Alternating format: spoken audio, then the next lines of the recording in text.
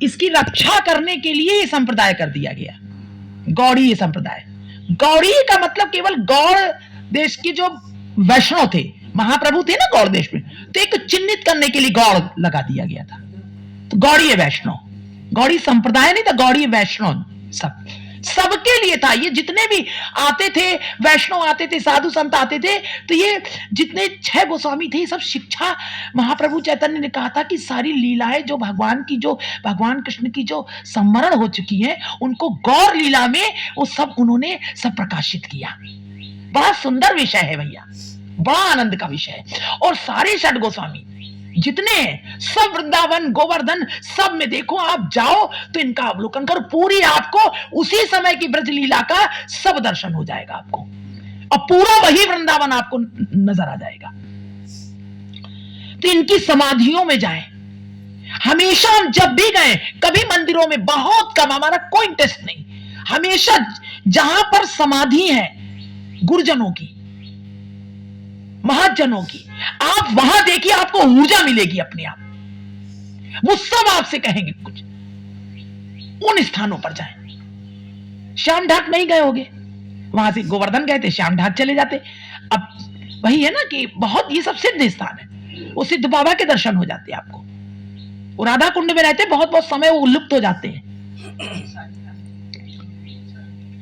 तो इस तरह से ये कृष्णदास कविराज गोस्वामी जो हैं, वो उन्होंने ये चैतन्य चरितावली उन्होंने भगवान के आदेश के अनुसार, नित्यानंद जी के आदेश के अनुसार उन्होंने लिखा है। तो इसके बारे में हम थोड़ा सा वो उनकी शब्दों में सुनाना चाहते हैं। कल हमने सुना तो आप लोग को बहुत अच्छे से समझ में आ जाएगा। उन्होंने अध्ययन किया तो इसके बारे में उन्होंने बताया है, वो गौरदास जी। तो हमारा कनेक्ट कर दो जरा सा, तो आज हम लोग जरा ये सुनते हैं, इससे आप लोग को काफी समझ में आएगा। गौरदास जी महाराज को हम लोग प्रणाम करते हैं। सुनिए, हम चाहते हैं कि सुनिए। है वो, अच्छा अच्छा,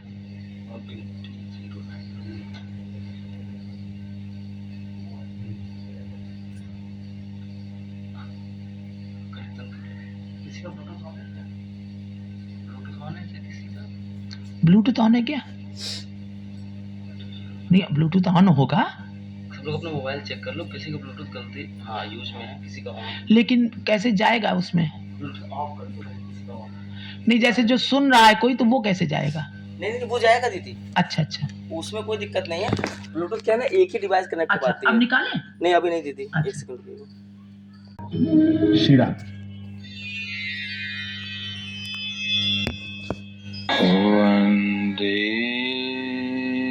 हम थोड़ा सा इसकी स्पीड बढ़ा दें, श्री गुरु श्रीयुत पद कमलम श्री गुरुन् वैष्णवांश्च तेज कर देना मन से, इससे सबको सुनाई दे रहा सबको। साग्रजातम सहगना रघुनाथान्वितं तं सजीवं साद्वैतं गौरदास जी महाराज जो हम लोग के घर आए थे, धूतं परिजन सहितं श्री कृष्ण चैतन्य देवं श्री राधा कृष्ण पादान् सहगण ललिता श्री विशाखान्वितांश्च भक्त भक्ति भगवंत गुरु चतुर्नाम वपुएक तिनके पद वंदन किए नाशहि विघ्न अनेक। हरे कृष्णा कृष्णा कृष्णा हरे हरे हरे राम राम राम हरे हरे। भज निताय गौर राधे श्याम। जप हरे कृष्णा हरे राम। भज निताय गौर राधे श्याम। जप हरे कृष्णा हरे राम। भज निताय गौर राधे श्याम। जप हरे कृष्णा हरे राम।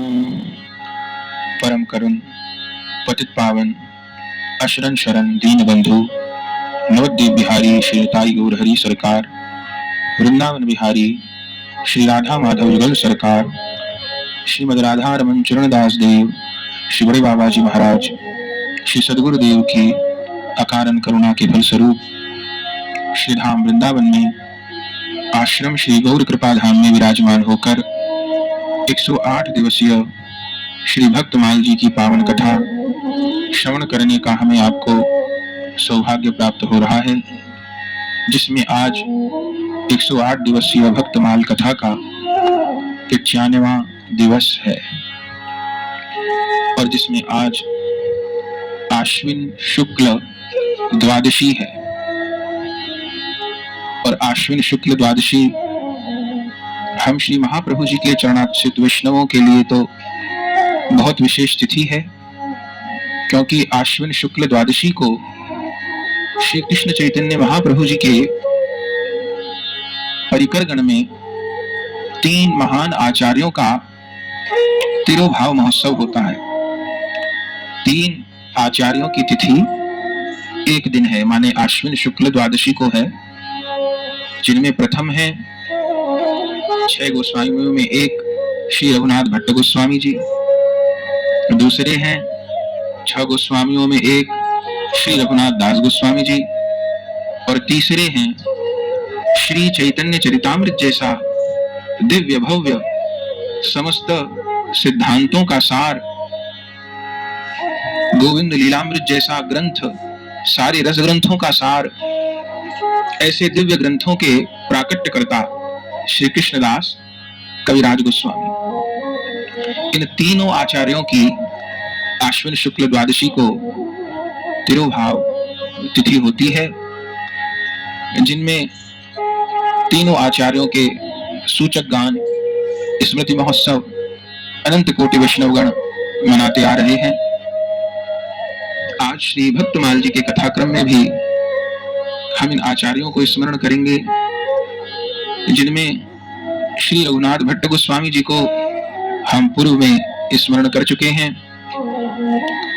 ये श्री रघुनाथ भट्ट गोस्वामी जी तपन मिश्र जी के पुत्र हैं, जिनसे प्रथम मिलन महाप्रभु जी का पूर्वी बंगाल की यात्रा में हुआ था। और उन तपन मिश्र जी को महाप्रभु जी ने उसी समय काशीवास की आज्ञा दे दी थी और कहा था, मैं समय आने पर तुमको काशी में ही मिलूंगा।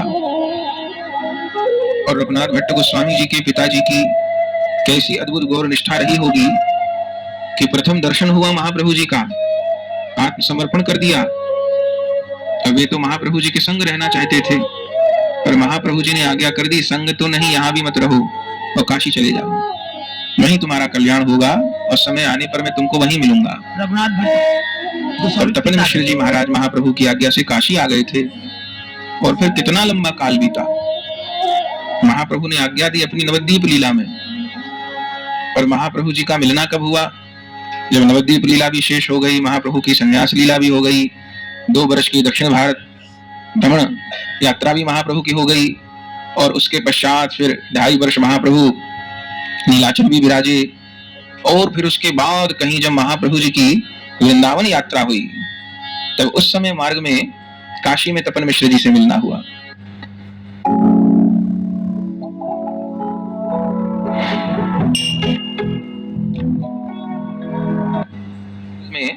काशी में तपन मिश्र जी से मिलना हुआ, और वो भी मणिकर्ण का घाट पर प्रतिदिन गंगा जी स्नान गंगा जी दर्शन पूजन को पधारते थे और गंगा तट पर बैठकर महाप्रभु जी की बाट देखते थे। तब श्री महाप्रभु जी का उस समय दर्शन हुआ था और उनको तो निधि मिल गई। तब तपन मिश्र जी महाप्रभु जी को घर ले गए थे, पधरावनी हुई थी। तब उस समय तक तपन मिश्र जी के यहाँ रघुनाथ भट्ट जी का जन्म हो चुका था और लगभग 8-10 वर्ष की अवस्था रघुनाथ भट्ट जी की थी। तो श्री रघुनाथ भट्ट जी को उस समय महाप्रभु जी का दर्शन सेवा सौभाग्य प्राप्त हुआ। 7-8 वर्ष की अवस्था। जैसे दक्षिण यात्रा में गोपाल भट्ट जी महाराज को अपने पिता के घर पे ही महाप्रभु जी का चरण दर्शन हुआ था और जैसे महाप्रभु जी ने गोपाल भट्ट जी को आत्मसात किया था, ऐसे ही महाप्रभु जी ने श्री रघुनाथ भट्ट जी की कृपा की थी और उनके जीवन का पूरा खाका तपन मिश्र जी को बता दिया था और तपन मिश्र जी को कहा था ये रघुनाथ भट्ट मेरा है। तब तपन मिश्र जी महाराज ने कहा प्रभु रघुनाथ भट्ट क्यों, सब परिवार मेरा रोम रोम आपका है, हम आपके चरणों में समर्पित हैं। तब महाप्रभु जी ने आज्ञा की थी तपन मिश्र को रघुनाथ भट्ट को पढ़ा लिखा करके पंडित करो। तब तपन मिश्र जी ने खूब पढ़ाया लिखाया, विद्वान बने और फिर रघुनाथ भट्ट जी महाप्रभु जी का दर्शन करने के लिए नीलाचल भी गए थे युवा अवस्था में। उस समय महाप्रभु जी अपनी अंत्य लीला कर रहे थे, गंभीरा लीला कर रहे थे। उस समय भी महाप्रभु जी का कृपा दुलार रघुनाथ भट्ट जी को खूब प्राप्त हुआ। श्री महाप्रभु जी ने अपनी वह 14 हाथ लंबी तुलसी की माला रघुनाथ भट्ट जी को प्रदान की थी और फिर रघुनाथ भट्ट जी को कृपा आशीर्वाद देकर के वृंदावन भेज दिया था और कहा था कि इस समय रूप सनातन गोस्वामी पाद ब्रज वृंदावन उद्धार का प्रकाश का कार्य कर रहे हैं। श्री रूप सनातन जी ने वृंदावन को प्रकट कर दिया है, ब्रजमंडल को प्रकट कर दिया है। तो आपको ये ब्रजमंडल प्रकाश का कार्य तो नहीं करना है, वो तो रूप सनातन जी कर रहे हैं और अपने परिकर से करा रहे हैं। ब्रजमंडल के प्रकाश का कार्य, यानी जो सब ये देवालय जो जैसे भगवान कृष्ण का ये कैसे लीला हुई वो कार्य नहीं करना है। रघुनाथ भट्ट जी आपको ग्रंथ लेखन का कार्य भी नहीं करना है, तो ग्रंथ लेखन का कार्य भी रूप सनातन गोस्वामी पाद कर रहे हैं, करा रहे हैं, वो भी कर रहे और हैं। आपको वृंदावन में जाके एक अभाव की पूर्ति करनी है। बोले वो अभाव क्या है? तब महाप्रभु जी ने कहा था वो अभाव ये है कि वृंदावन के रसिक महानुभावों को समस्त वेद उपनिषदों की भाष्य स्वरूप श्रीमद् भागवत जी की कथा श्रवण करने को नहीं मिल रही है। तो आप जाइए। उस समय सब स्मरण हो चुकी थी ना लीला, अब संत महात्माओं को ये सब कहाँ से मिलता? तो महाप्रभु जी ने कहा कि वृंदावन जाओ और वहां पर श्रीमद् भागवत श्रवण कीर्तन करने को नहीं मिल रहा है लोगों को। और वृंदावन वासी रसिक संत वैष्णव गण को भागवत जी श्रवण करवाइए भागवत जी। ये प्रधान सेवा महाप्रभु जी ने श्री रघुनाथ भट्ट जी को प्रदान की। श्रीमद् भागवत की जो श्रवण करा रहे हैं वो भगवान की कृपा से श्रीमद् भागवत श्रवण हो रही है। हमारे रोंगटे खड़े होते हैं। हमको लगता है जब अपने अब वही लीला गौर लीला चलती है भैया, जिसने अवलोकन किया है गौर लीला हम लोग के सामने प्रकट हुई, सब घर घर श्रीमद् भागवत गई, घर घर श्रीमद् भागवत श्रवण कराइए। महाप्रभु की कृपा से होता है ये। इसी तरह वृंदावन में भगवान ने कहा कि जाइए आप, देखिए बिल्कुल उसी तरह से हो रहा है। कहा कि जाइए आप और वहां पर श्रीमद् भागवत का आप श्रवण कराइए जाकर के। और महाप्रभु जी की कृपा करुणा प्राप्त करके प्रसादी माल लेकर के दिव्य भागवत जी की पोथी लेकर के श्री रघुनाथ भट्ट जी वृंदावन आए और फिर सदा आप श्री वृंदावन में ही विराजे। गोपाल भट्ट गोस्वामी फिर वृंदावन में अद्भुत भागवत जी का निर्झर प्रकट हुआ और उस समय श्री गोस्वामी पाद विराज रहे थे, अन्य भी कितने कितने रसिकगण विराज रहे थे। श्री रघुनाथ भट्ट जी गोस्वामी जी ऐसे मानो वृंदावन में सुखदेव जी प्रकट हो गए हों, वेद व्यास जी प्रकट हो गए हों वृंदावन में। उनके मुख की भागवती कथा में सबने ही स्नान किया, रसास्वादन किया। श्रीमद् भागवत आजीवन श्री रघुनाथ भट्ट गोस्वामी जी श्रीमद् भागवत जी का ही प्रसाद बांटते रहे। ये वृंदावन में भागवत वहीं से शुरू हो गई। इन्हीं रघुनाथ भट्ट जी के कृपा पात्र आगे श्री गदाधर भट्ट जी महाराज हुए, उनके शिष्य गदाधर महाराज। तो ऐसे श्री रघुनाथ भट्ट जी महाराज जिनकी आज भी श्री धाम वृंदावन में वह श्रीमद् भागवत जी, वह तुलसी माल और वह उनका बैठने का आसन, वह व्यासपीठ जिस पर विराजमान होकर के जाने कितने वर्ष उन्होंने श्री गोविंद देव जी के मंदिर में श्री रूप सनातन गोस्वामी सरीखे आचार्यों को, श्री जीव गोस्वामी, गोपाल भट्ट गोस्वामी, रघुनाथ दास गोस्वामी जी सरीखे महानुभावों को कथा रसपान कराया। तो वे हमारे श्री रघुनाथ भट्ट गोस्वामी पाद भी आज के दिन आश्विन शुक्ल द्वादशी को विक्रम संवत 1611 में, जिस संवत में रूप सनातन गोस्वामी जी अंतर्धान हुए हैं, तीनों एक ही वर्ष में हुए हैं। एक ही वर्ष में 1611 मतलब संवत तिथि वही की थी, गुरु संवत पूर्णिमा अलग को अलग। सनातन गोस्वामी जी, फिर उसी वर्ष श्रावण मास में शुक्ल पक्ष की द्वादशी को रूप गोस्वामी जी, और उसी वर्ष 1611 संवत में ही आश्विन शुक्ल द्वादशी को श्री रघुनाथ भट्ट गोस्वामी जी महाराज लीला में प्रविष्ट भये। ब्रह्मा मुरारिस्त्रिपुरान्तकारी भानुशशि स्वामी जी महाराज लीला में प्रविष्ट भये। आप नित्य लीला में राग मंजरी हैं। राग मंजरी जी के स्वरूप से प्रिया प्रियतम की सेवा में विराजमान नित्य लीला में रहती राग हैं। मंजरी है। और श्री रघुनाथ भट्ट गोस्वामी जी की समाधि श्रीधाम वृंदावन में 64 महंत में विराजमान है। वहां पर है। तो श्री रघुनाथ भट्ट गोस्वामी पाद के चरण कमलों में दंडवत प्रणाम करते हैं। उनके पश्चात फिर आज श्री रघुनाथ दास गोस्वामी जी की भी तिरोभाव तिथि है। संवत अलग अलग हैं आचार्यों के, पर तिथि एक ही है। 1611 संवत में रघुनाथ भट्ट जी और 1652 संवत में आश्विन शुक्ल द्वादशी को ही श्री रघुनाथ दास गोस्वामी जी महाराज। आपके पावन चरित्र को भी हम स्मरण कर समाधि चुके पे हैं। जाने को हम कह रहे थे। दंड महोत्सव के माध्यम से, गौर कथा के माध्यम से अनेक अवसर आते हैं जब रघुनाथ दास गोस्वामी जी के चरित्र को हम लोग स्मरण करते हैं। श्री रघुनाथ दास गोस्वामी जी शायद आचार्यों में सबसे अधिक पारिवारिक रूप से ये धनाढ्य परिवार से बहुत थे। धनाढ्य थे रघुनाथ दास गोस्वामी। आपके पिता और चाचा दोनों भाइयों की अकेली संतान थे, और आपके पिता उस समय बंगाल में सप्तग्राम के राजा थे।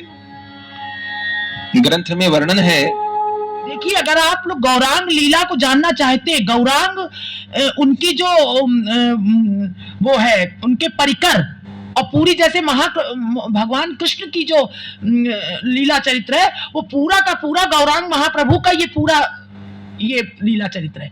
वही कृष्ण ही चरित्र है पूरा। इसको बगैर जाने आप महाप्रभु चरित्र का नहीं आप आनंद ले पाएंगे, नहीं समझ पाएंगे। इसलिए बहुत जरूरी है। 20 लाख रुपए प्रति वर्ष की उस समय में 500 वर्ष पूर्व आय थी। राजा के समान वैभव था। रघुनाथ दास क्या गोस्वामी कहना। 20 लाख प्रतिमाह की प्रथम तो नामाचार्य श्री हरिदास ठाकुर जी की कृपा प्राप्त हुई, और फिर श्री नित्यानंद प्रभु जी का कृपा दंड प्राप्त हुआ। और श्री नित्यानंद प्रभु जी का कृपा दंड प्राप्त होने के पश्चात जब दंड महोत्सव हुआ, उसके पश्चात तो स्थायी रूप से गौर चरणों की प्राप्ति हुई। और श्री रघुनाथ दास गोस्वामी जी ही 6 गोस्वामियों में ऐसे हैं जिनको प्रकट रूप में भी महाप्रभु जी की जो प्रकट रूप में नीलाचल लीला की प्राण स्वरूप गंभीरा लीला है, गंभीरा लीला है। उस लीला में 16 वर्ष महाप्रभु जी की लीला के जो अंतिम 16 वर्ष हैं, उन 16 वर्ष श्रीमन महाप्रभु जी के दर्शन का सेवा सौभाग्य प्राप्त हुआ। ये वो थे उस समय जिनकी समाधि पे आपको जाने कहा आप लोग बैठते राधा कुंड पे। 16 वर्ष ये गंभीरा यानी नीलांचल लीला में सबसे गंभीर लीला भगवान की महत्वपूर्ण 16 वर्ष ये वहां रहे थे।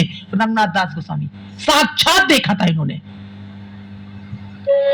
और जो जो दिव्य उन्माद दिव्य लीलाएं घटित हुई, उनके साक्षी स्वरूप दामोदर जी, राय रामानंद जी तो हैं ही, वे तो ललिता विशाखा जी के रूप में कृष्ण विरह में व्यथित गौर किशोरी की सेवा में है ही। पर उन दोनों के बाद में अगर सबसे अधिक उन लीलाओं का आस्वादन किसी ने किया है तो रघुनाथ दास गोस्वामी जी महाराज ने। उनकी और जब लीला महाप्रभु जी ने लीला बड़ा आनंद अंतर आता उस स्थान पर बैठकर। तब उस समय रघुनाथ दास गोस्वामी जी तो प्राण त्याग देना चाहते थे, लेकिन फिर महाप्रभु जी की प्रेरणा से आप वृंदावन आए रूप सनातन जी ने आपको संभाला और फिर उन्हीं की रूप इच्छा सनातन- से आपने राधा कुंड वास किया देखो राधा रानी और का राधा कुंड निवास करते करते राधा कुंड में राधा क्योंकि रानी का आपने ये तो श्री पुष्प गिरा। महाप्रभु जी के स्वरूप का अनुभव किया था ना, श्री राधा का भाव और श्री राधा की अंग कांति लेकर के ही महाप्रभु श्री कहते कृष्ण श्री गौरांग भय। भाई तो महाप्रभु जी के भीतर जो गौर किशोरी विराजमान है, गौर किशोरी जो राधा रानी विराजमान है, उन राधा रानी के स्वरूप का भली प्रकार अवलोकन रघुनाथ दास गोस्वामी जी को श्री गंभीरा लीला में देखिए हुआ। श्री राधा रानी का पुष्प गिरा, अरे बहुत और बिल्कुल वही लीला उस समय तो दर्शन किया, पान किया रस का, और फिर रस का प्रकाश श्री राधा कुंड पर हुआ है, राधा कुंड रस पर। ग्रंथों के रूप में। जब आपने विलाप कुसुमांजलि जैसे ग्रंथ का प्रकाश किया है, विलास पुष्पांजलि जिस ग्रंथ में ओर से छोर तक आर्त ही आर्त है, प्रिया जी की सेवा प्राप्ति की उत्कट अभिलाषा ही अभिलाषा है, तो श्री रघुनाथ दास गोस्वामी जी ने फिर श्री राधा कुंड पर निवास किया और कितनी कितनी अद्भुत लीलाएं हुई, वो तो आपके चरित्र में हम लोग श्रवण किया करते हैं। और फिर 1652 संवत में वहां बेटा बैठ जाते हैं समाधि पे, तो नेत्र बंद करके, तो वहां पर एक दृश्य बना हुआ है जंगल का, बिल्कुल कैसे एक चीता एक उनके सामने बैठा हुआ, बिल्कुल वही स्थिति। और हम कहीं भी रहते हैं, हमको वही राधा कुंड का बिल्कुल वही चिंतन, बिल्कुल जंगल है एकदम, और वहां बैठे हुए इतना आनंद देता है वो स्थान। आश्विन शुक्ल द्वादशी को ही श्री राधा कुंड के तट पर श्री रघुनाथ दास गोस्वामी जी भी नित्य लीला में प्रविष्ट हुए। आप नित्य लीला में तुलसी मंजरी जी के स्वरूप से प्रिया जी की तुलसी सेवा में मंजरी। विराजमान है। रघुनाथ दास और गोस्वामी। आज भी अखंड नाम के बीच समाधि मंदिर के भीतर आप दर्शन दे रहे हैं। वहाँ आज समाधि भी मंदिर के बड़भागियों भीतर को, हैं आज भी, पात्रों को रघुनाथ दास गोस्वामी जी का अनुभव हो रहा है। पात्रों को हो रहा है उनका अनुभव, तो रघुनाथ दास गोस्वामी जी के चरण कमलों में दंडवत प्रणाम करते प्रणाम हैं। करते हैं। और आज ही श्री चैतन्य चरितामृत के प्राकट्यकर्ता श्री कृष्णदास कविराज गोस्वामी जी का कविराज भी गोस्वामी, ये तीन हो गए, ये तिरोभाव आज दिवस उनका है। भी है। बंधुओं, श्री कृष्णदास अब कविराज कृष्णदास गोस्वामी जी का कविराज गोस्वामी प्राकट्य के बारे में समझे। बंगाल के वर्धमान जिले के अंतर्गत झामटपुर ग्राम में हुआ था। लगभग 1574 संवत में कायस्थ परिवार में आपका प्राकट्य ये हुआ। भी कायस्थ परिवार में थे, आपके जिन्होंने पिताजी चैतन्य का नाम था चरितामृत भागीरथ और माता जी का नाम था सुनंदा। और कृष्णदास जी दो भाई थे। बड़े तो कृष्णदास जी थे, उनसे छोटे श्यामदास बड़े जी थे। ध्यान से सुनिएगा। और जब दोनों भाई छोटे ही थे तभी उनके माता पिता दोनों का देहांत हो गया था। तब किसी प्रकार पालन हुआ, लेकिन अब है तो वस्तुतः ये सब श्री जी के परिकर, लेकिन परिकर भी अवतरित होता है तो हम लोगों को दिखाने के लिए प्रभु ऐसी लीला कराते हैं। देखो, मेरे आचार्य गण भी, मेरे परिकर स्वरूप भक्त भी जब धरा पर अवतरित होते हैं तो इतनी इतनी मुश्किलों का सामना करते हैं, लेकिन घबराते नहीं, डिगते नहीं और निरंतर इस पथ पर अग्रसर होते हैं। तो श्री कविराज गोस्वामी जी भी ऐसे थे जिनको बचपन में माता पिता का भी बहुत संरक्षण प्राप्त नहीं हुआ और निवास करते थे, लेकिन बंगाल भूमि में प्रकट होने से वर्धमान जिले में उनको बचपन से ही श्रीमन महाप्रभु जी की दिव्य लीलाएं श्रवण करने को मिली। क्योंकि उस समय तो बंगाल देश में थे और बचपन से वहां जन्म हुआ, तो महाप्रभु चैतन्य की सब वहां लीला हुई थी, तो उनको सुनने का सौभाग्य प्राप्त हुआ। हर एक से सुनते थे वो। गौर लीला अपने चरम पर थी, उस समय चरम पर थी। श्रीमन महाप्रभु जी का दिव्य जस घर घर में गाया जा रहा था। घर घर में गाया जा रहा था। गौर नाम गाकर गौर चरण शरण ग्रहण करके जाने कितने कितने तप्त दग्ध चित्त शीतल हो रहे थे। तो श्री महाप्रभु जी का यशगान आपने श्रवण किया, श्री नित्यानंद प्रभु जी का यशगान आपने श्रवण किया और आपके गांव में भी गौर भक्तगण आकर के समय समय पर कीर्तन करते थे। गौर भक्त क्योंकि आते थे, निताई गाँव में गौरांग नाम कीर्तन की करते थे। खूब धूम मची थी उस समय भारतवर्ष में, और साक्षात रूप में निताई गौरांग प्रभु के परिकर विराज रहे थे। तो गौर भक्तों के द्वारा खूब प्रचार का कार्य हो रहा था। गौर भक्त के परिकर भी थे। तो उन्हीं दिनों जिस समय छोटी अवस्था में कृष्णदास जी अपने ग्राम झामटपुर में थे। एक बार श्री नित्यानंद प्रभु जी के शिष्य, इसके बारे में बताया जा रहा है? ओहो, कृष्णदास कविराज गोस्वामी। कौन? कृष्णदास कविराज गोस्वामी। श्री मीन केतन रामदास जी, वे झामटपुर ग्राम में आए हुए थे। नित्यानंद जी के और शिष्य। भक्तगणों ने उनका श्री हरिनाम संकीर्तन के लिए निमंत्रण किया था।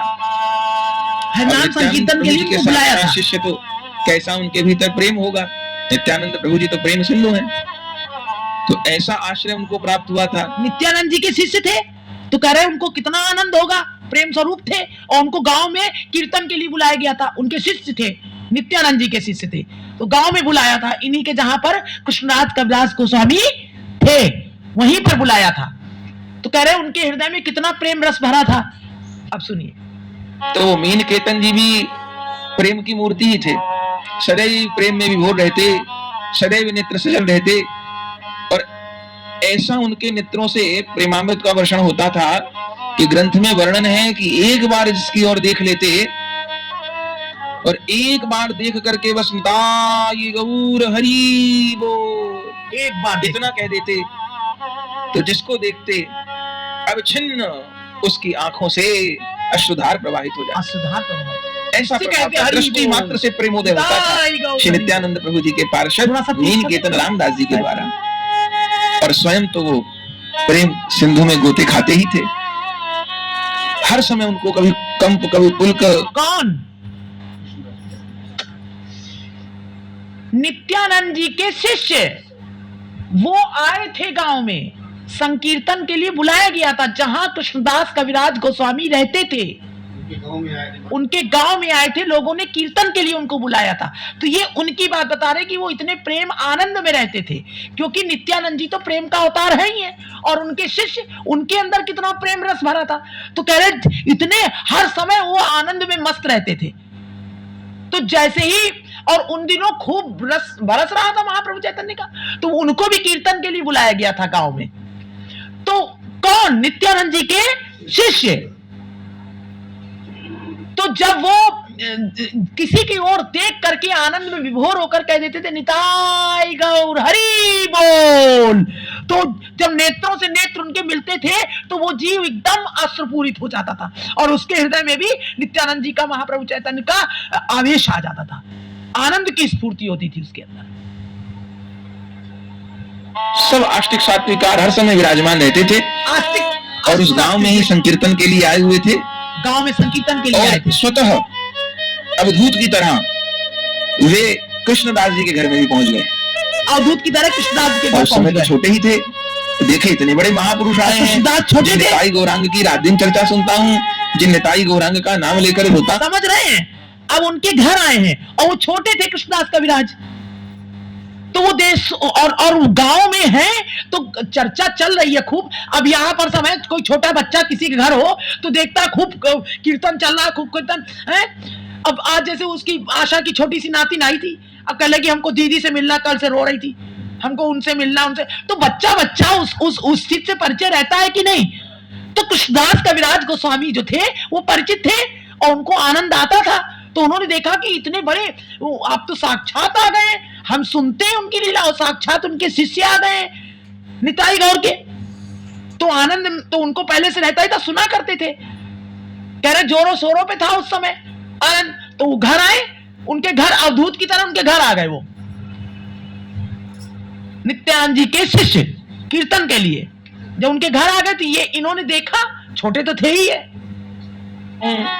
और उनके साक्षात शिष्य मेरे सामने हैं, दंडवत प्रणाम किए, सेवा की, और तब तो विभोर हो गए। और भी आसपास के लोगों ने, सबने आकर के दंडवत प्रणाम किया, और मीन केतन रामदास जी सबको प्रेम धन लुटाने लगे। वे सखा भाव के आवेश में रहते थे, तो उनके पास बंसी, लकुट ये सब रहता था। तो किसी के पीठ पर बंशी से आशीर्वाद दिया, किसी के उनके पास सब कुछ रहता था भगवान का। बंशी रहती थी, माला रहती थी, कहीं लकुटी रहती थी, सब रहती थी। वो सखा भाव के आवेश में रहते थे। से दिया, किसी की पीठ थपथपाई, पर किसी को किसी भी प्रकार से स्पर्श कर दिया और वो हा निकाय हा गौर कह करके धरा में लोटपोट होने लगता था, ऐसा प्रभाव था। किसी को भी स्पर्श कर दे। तो बहुत आनंद हुआ, कृष्णदास जी तो धन्य धन्य हो गए। लेकिन जो कृष्णदास जी के छोटे भाई थे श्यामदास, उत्सव हुआ, संकीर्तन हुआ, खूब लोग आए, लेकिन जो श्यामदास थे कृष्णदास जी के छोटे भाई, जाने क्यों उनका मीनकेतन रामदास जी के प्रति कोई भाव जागृत नहीं हुआ, यहाँ तक कि उन्होंने प्रणाम भी नहीं किया। प्रणाम भी नहीं किया। जब कृष्णदास जी ने देखा कि मेरा छोटा भाई तो प्रणाम भी नहीं कर रहा, कहा तो उनके मुख से कुछ अनुचित शब्द निकल गए। श्यामदास जी के मुख से क्या अनुचित निकल गया? वे श्यामदास जी कुछ ऐसे लोगों का संग करते थे। अब कृष्णदास जी तो परम भगवदीय थे और रसिक महापुरुषों का संग करते थे, पर इस जगत में इस भक्ति वाले मार्ग पर भी कुछ लोग ऐसे होते हैं जो लगे तो रहते हैं इस मार्ग पर, ग्रंथों के भी जानकार होते हैं, लेकिन उनको भजन मार्ग का कोई अनुभव नहीं होता।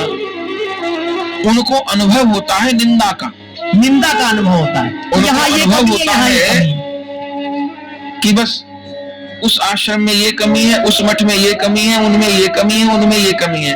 उनके पास एक दोष दर्शन रूपी पुराण होता है, निंदा पुराण होता है, वो उसी में जीवन भर लगे रहते हैं। और अब उनका तो जो होता होगा, पर ऐसे लोगों का संग अगर कोई नया साधक कर ले तो उसका सर्वनाश अवश्य निश्चित है। क्यों? क्योंकि एक नया साधक तो उनके पास इस आशा में चला जाएगा कि बड़े पुराने हैं, बड़े जानते हैं, बड़ी अच्छी अच्छी बात करते हैं, बड़ा सत्संग देते हैं। लेकिन जिनके भीतर निंदा भरी हुई है या दोष दर्शन की बीमारी भरी हुई है, उनको अनुभव तो बहुत लंबा है। हमको 25 साल, 40 साल, 50 साल हो गए, लेकिन उन्होंने 30 साल, 40 साल, 50 साल में क्या इकट्ठा किया? हर जगह के दोषों को इकट्ठा किया। अब ये संसार तो गुण दोषमय है, यहाँ तो दोनों ही चीजें हैं। अब हमको इकट्ठा क्या करना है, हमारे ऊपर है। जैसे गीध जो पक्षी होता है वो उड़ान बहुत ऊंची भरता है, बहुत ऊंचा उड़ता है, लेकिन उड़ता ऊंचा है पर दृष्टि नीचे रहती है। क्या देखता रहता है? ऊंचे उड़ के नीची दृष्टि करके क्या देखता रहता है कि पृथ्वी पर कहां शव पड़ा है, कहां मुर्दा पड़ा है। मनुष्य का न हो भले पशु पक्षी का हो, पर कहीं मृतक शरीर मिल जाए, मैं पहुंच जाऊं और उसको नोच नोच खाऊं। मृतक शरीर मिल जाए। तो सोचिए, उड़ान बहुत ऊंची भर रहे थे, लेकिन दृष्टि शव बनने पर लगी है।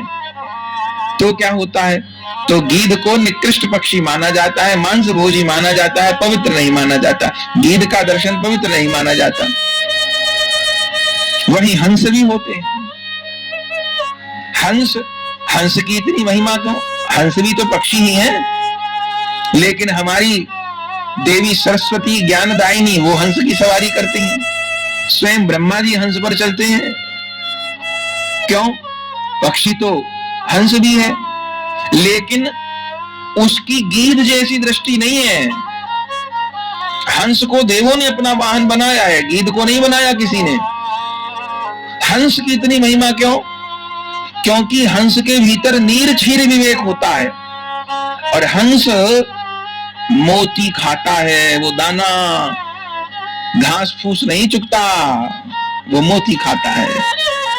जो दिव्य सरोवरों के हंस हैं, मान सरोवर के जो हंस हैं, मोती खाते हैं, बड़े दिव्य होते हैं। तो ऐसे ही बाहरी रूप अनेक बार दिखेगा एक सा, पर इस मार्ग में भी अनेक लोग ऐसे हैं जिनके पास सिर्फ निंदा का अनुभव है, और उनको इसी चीज में रुचि आती होगी तो यही चीज इकट्ठी करते हैं। तो एक साधक को उन लोगों से बहुत सावधान रहना पड़ता है, और एक सही साधक है तो उसको कुछ दिन में अनुभव भी हो जाएगा कि यहाँ पर भजन की पूंजी, भजन का धन नहीं, कुछ और ही है।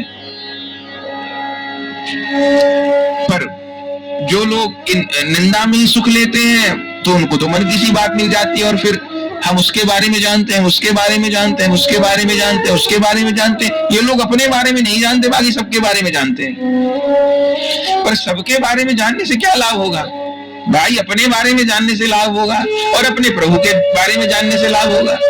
लेकिन दूसरों के दोष देखते देखते और दूसरों के दोषों का कथन करते करते इतनी, भाई अपने बारे में जानो, अपने प्रभु के हमारा कितना संबंध है उनसे। अंतःकरण की वृत्ति मलिन हो जाती है कि जीवन की शाम आ जाती है ना, वो अपने बारे में जान पाते और प्रभु के बारे में जानेंगे क्या? तो शायद कृष्णदास जी के छोटे भाई श्यामदास जी कुछ ऐसे लोगों के चंगुल में पड़ गए होंगे। क्यों? क्योंकि वे छोटे भाई श्यामदास जी महाप्रभु जी के प्रति तो कहते थे मैं निष्ठावान हूं, निष्ठा रखता हूं, लेकिन नित्यानंद प्रभु जी के प्रति उनका भाव नहीं था। ऐसा समझिए कोई ये कहे कि मैं श्री कृष्ण को मानता हूं, श्री राधा रानी को नहीं मानता, मैं श्री राम को मानता हूं, मैं सीता जी को नहीं मानता, हनुमान जी को नहीं मानता, तो उसकी भक्ति क्या पूरी होगी, सार्थक होगी?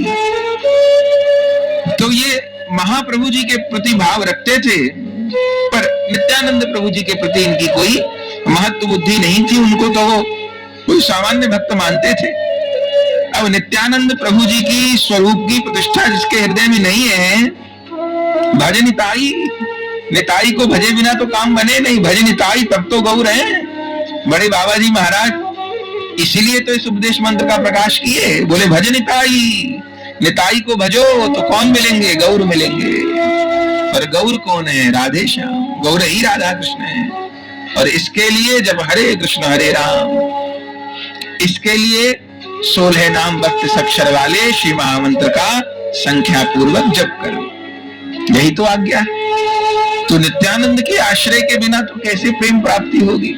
भंडारी तो वही है, पर वो श्यामदास जी जाने क्या अटपटी सी बात, नित्यानंद प्रभु जी के प्रति भाव नहीं रखते थे और उन्होंने सिद्धांत को गलत रूप में समझ लिया था। ये होता है ना समझ का सत्संग सुनने से या ना समझ को मुखिया मान लेने से, या अच्छे समझाने वाले मिले हैं पर हम समझने को तैयार नहीं है, समय नहीं है हमारे पास, कहते कुछ समझ लेते कुछ। तो गलत सिद्धांत समझ लेने से ना समझना ज्यादा अच्छा है। नहीं समझा तो चलो कम से कम इतना तो पता है कि कुछ नहीं आता। लेकिन उन लोगों को हमने बहुत अस्त व्यस्त देखा, बहुत बड़ी उम्र तक, जो कि सिद्धांत को गलत रूप में समझ लेते हैं। बड़े बड़े सिद्धांतों की बात करते हैं, गलत रूप में जो समझ लेते हैं। ऐसे भी अनेक साधक होते हैं, या तो समझाने वाले नहीं मिले, आप समझना नहीं चाहते थे, ऐसा तो नहीं था मिले ना हो। वो गलत रूप में बातों को समझ लेना बहुत, वो ज्यादा घातक होता है ना समझने से। तो उन्होंने वो तत्व को कुछ गलत ही तरीके से समझ लिया और जो उनकी वो बातें थी हृदय में, जो उनको चलता होगा, वो जो मीन केतन रामदास जी आए थे नित्यानंद प्रभु जी के शिष्य, तो उनके सामने भी उनकी वो बातें निकल आई कि आप लोग नित्यानंद निताई निताई बहुत करते हैं और निताई तो ऐसे ऐसे, ऐसी बात उनके मुंह से निकल गई। और परिणाम ये हुआ, अब वो मीन केतन रामदास जी जो कृपा करके आए थे कृष्णदास जी के यहाँ, अबे तो नित्यानंद प्रभु का प्रेम देने आए थे, कृष्णदास जी को तो दिया, अब वो श्यामदास जी को भी देते, लेकिन श्यामदास जी के मुंह से ऐसा कुतर्क निकलने लग गया। जबकि उस समय कृष्णदास जी ने, चूंकि छोटे भाई थे श्यामदास, बहुत फटकारा, डांटा, चुप किया, पर जो उनके दिल दिमाग में भरा था वह निकलने लग गया।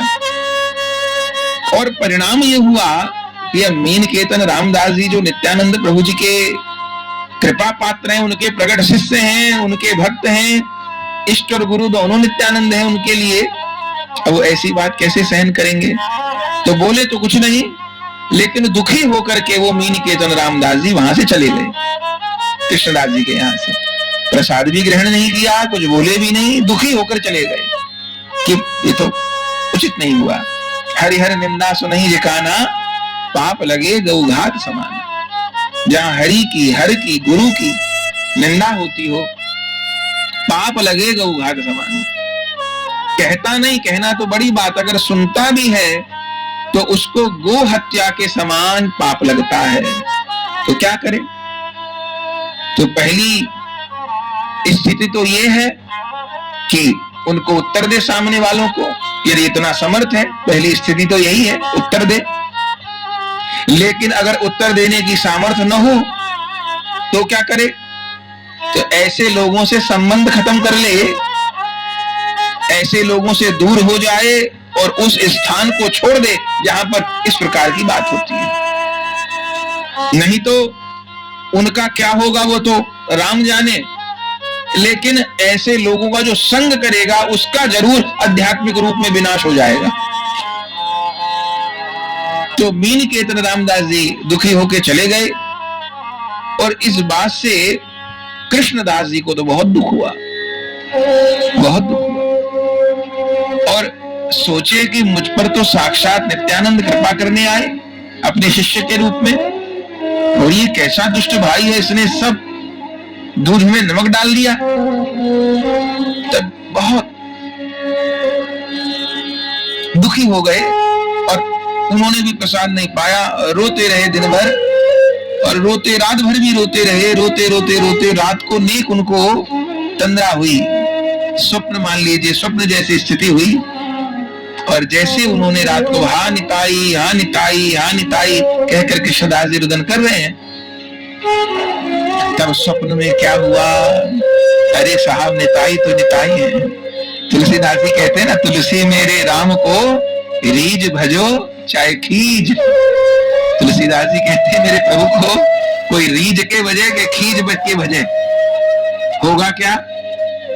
बोले जैसे किसान खेत में बीज डालता है तो बीज उल्टा पड़े के सीधा पड़े, कैसा भी पड़े, खेत में डाल दिया है तो वह एक दिन जम जाएगा, और जब भूमि में नमी होगी, सिंचाई होगी, ऋतु देख करके फूट पड़ेगा अंकुर।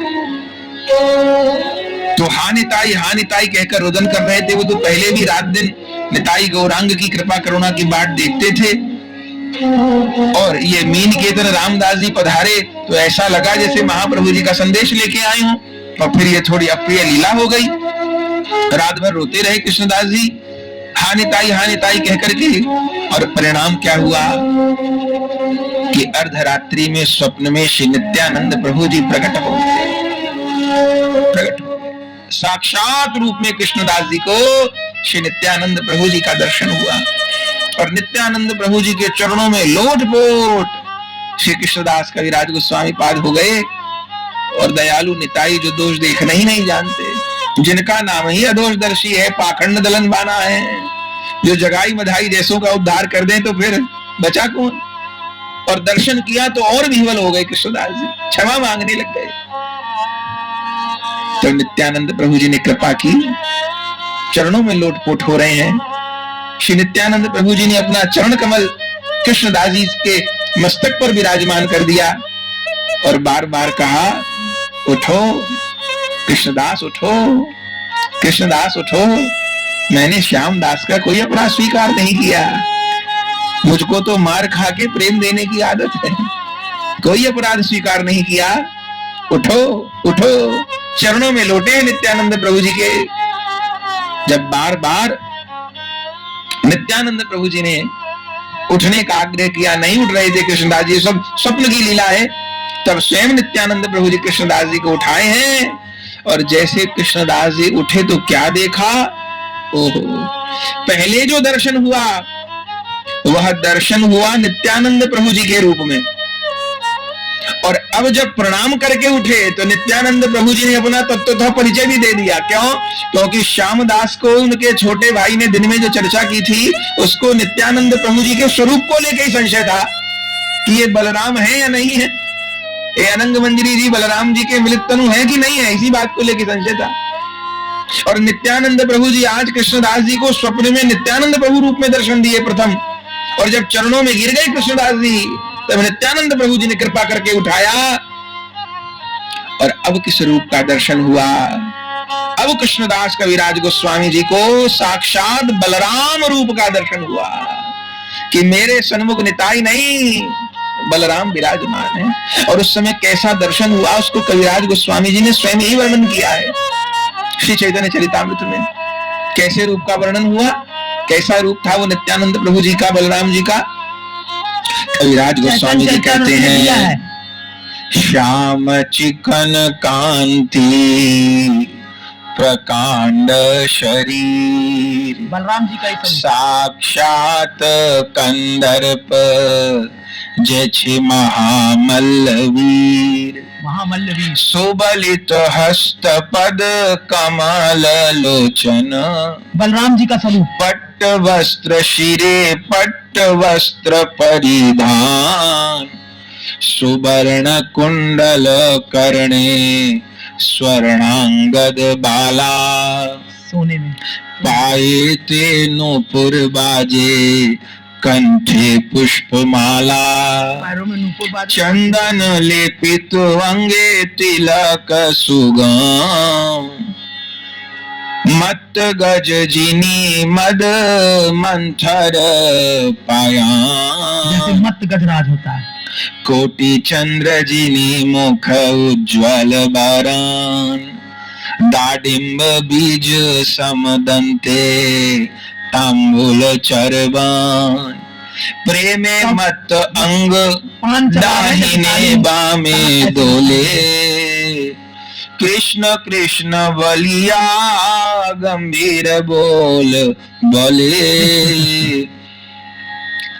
रांग यष्टि हस्ते दोले जेन मत सिंह, चारी पाशे बेड़िया छे चरणे ते भृंग, पारिषद गणे देखी सब गोप वेशे, कृष्ण कृष्ण कहे सबे सप्रेम आवेशे, सिंह वांशी बाजाए केह नाचे गाय, सेवक जो गाए तांबुल चामर ढुलाए। बलिहार बलिहार। श्री चैतन्य चरितामृत में आदि लीला में इस नित्यानंद प्रभु जी के बलराम स्वरूप का वर्णन किया है।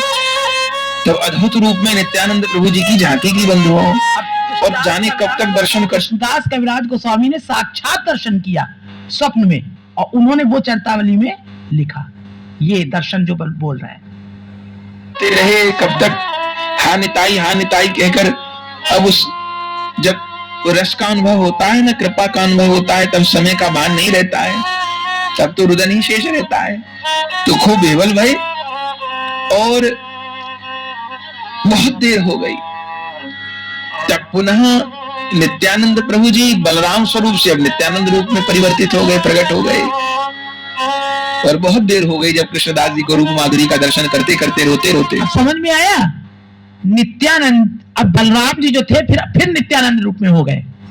भाई ऐसे बलराम जी जो स्वरूप है वो नित्यानंद जी के रूप में है ना, समझ में आती बात ना। तो स्वप्न में पहले नित्यानंद जी दिखाया, फिर नित्यानंद से फिर बलराम स्वरूप दिखाया, अब फिर नित्यानंद जी के रूप में हो गए। तब अब नित्यानंद प्रभु जी ने कृष्णदास जी को आज्ञा करी, कृष्णदास अब तुम वृंदावन चले जाओ, वहां तुम्हारी सर्वाभिष्ट सिद्धि होगी। महात्मा सर्वाभिष्ट। अब तुम वृंदावन चले जाओ, वृंदावन अब कुछ मत सोचो, वृंदावन चले जाओ। माता पिता का देहांत हो गया और अब महाप्रभु को तुमसे बड़ी दिव्य सेवा लेनी है, बड़ी दिव्य सेवा। वृंदावन चले जाओ, वहां आचार्यगण तुमको आत्मसात करेंगे, अद्भुत कृपा प्राप्त होगी, अद्भुत रस प्राप्त होगा। तब नित्यानंद प्रभु जी के कृपा आशीर्वाद से, उनके आदेश से कृष्णदास जी उस समय तो जब स्वप्न पूरा हुआ तो आवेश में मूर्छित होकर गिर पड़े। कब तक मूर्छित रहे, पर जैसे चेतना उनको हुई तो उस दर्शन की प्रेम की खुमारी तो चढ़ी थी, लेकिन नित्यानंद प्रभु जी की आज्ञा का भी आपको स्मरण था। और उसी समय किसी से कुछ कहना नहीं, सुनना नहीं, और उसी समय मन चलिए वृंदावन चलिए, अब छोड़ जगत की रंग रली, जहाँ राधा माधव विहरत हैं, धन धन श्री वृंदावन की गई, मन चलिए वृंदावन चलिए। अब मन ऐसा उनका कर रहा है। इसी भाव में विभोर होते हुए आप वृंदावन आ गए और वृंदावन में आकर के बंधुओं श्री रूप सनातन गोस्वामी पाद के चरणों की शरण आपने ग्रहण की। और श्री रूप सनातन गोस्वामी पाद तो उस समय परिपक्व अवस्था में विराज रहे थे। संपूर्ण ब्रज वृंदावन का प्रकाश तो हो चुका था, दिव्य दिव्य ग्रंथों का प्रकाश हो चुका था, ग्रंथों का ही प्रकाश, दिव्य दिव्य रस ग्रंथों का प्रकाश भी हो चुका था। लेकिन ये कार्य तो ऐसा था ना, जितना करो उतना कम। तब रूप सनातन जी के चरणों में जाकर के जब श्री कृष्णदास गोस्वामी जी ने प्रणाम किया, तब रूप सनातन जी को उनको पहचानने में देर नहीं लगी। ये जान गए कि ये कौन है, किन्होंने भेजा है और क्यों भेजा है। और उस समय तो छहों गोस्वामी विराज रहे थे, श्री रूप सनातन गोस्वामी पाद, श्री रघुनाथ भट्ट गोस्वामी पाद, श्री गोपाल भट्ट गोस्वामी पाद, दास गोस्वामी पाद, जीव गोस्वामी पाद, सब आचार्य गण विराज रहे थे। चरणों में प्रणाम किया और इन सब गोस्वामी वृंद को गुरु रूप में प्रणाम किया, वंदना की।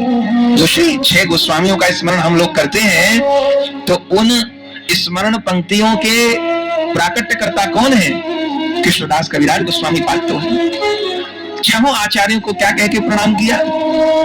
श्री रूप सनातन भट्ट रघुनाथ, श्री जीव गोपाल भट्ट दास रघुनाथ। गुरु शिक्षा गुरु जे आमार, सब शिक्षा गुरु हमारे। दासा भार पाद पद में कोटि नमस्कार।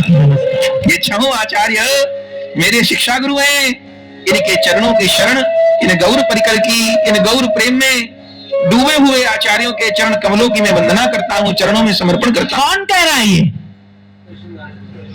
कृष्णदास कविराज गोस्वामी कह रहे हैं।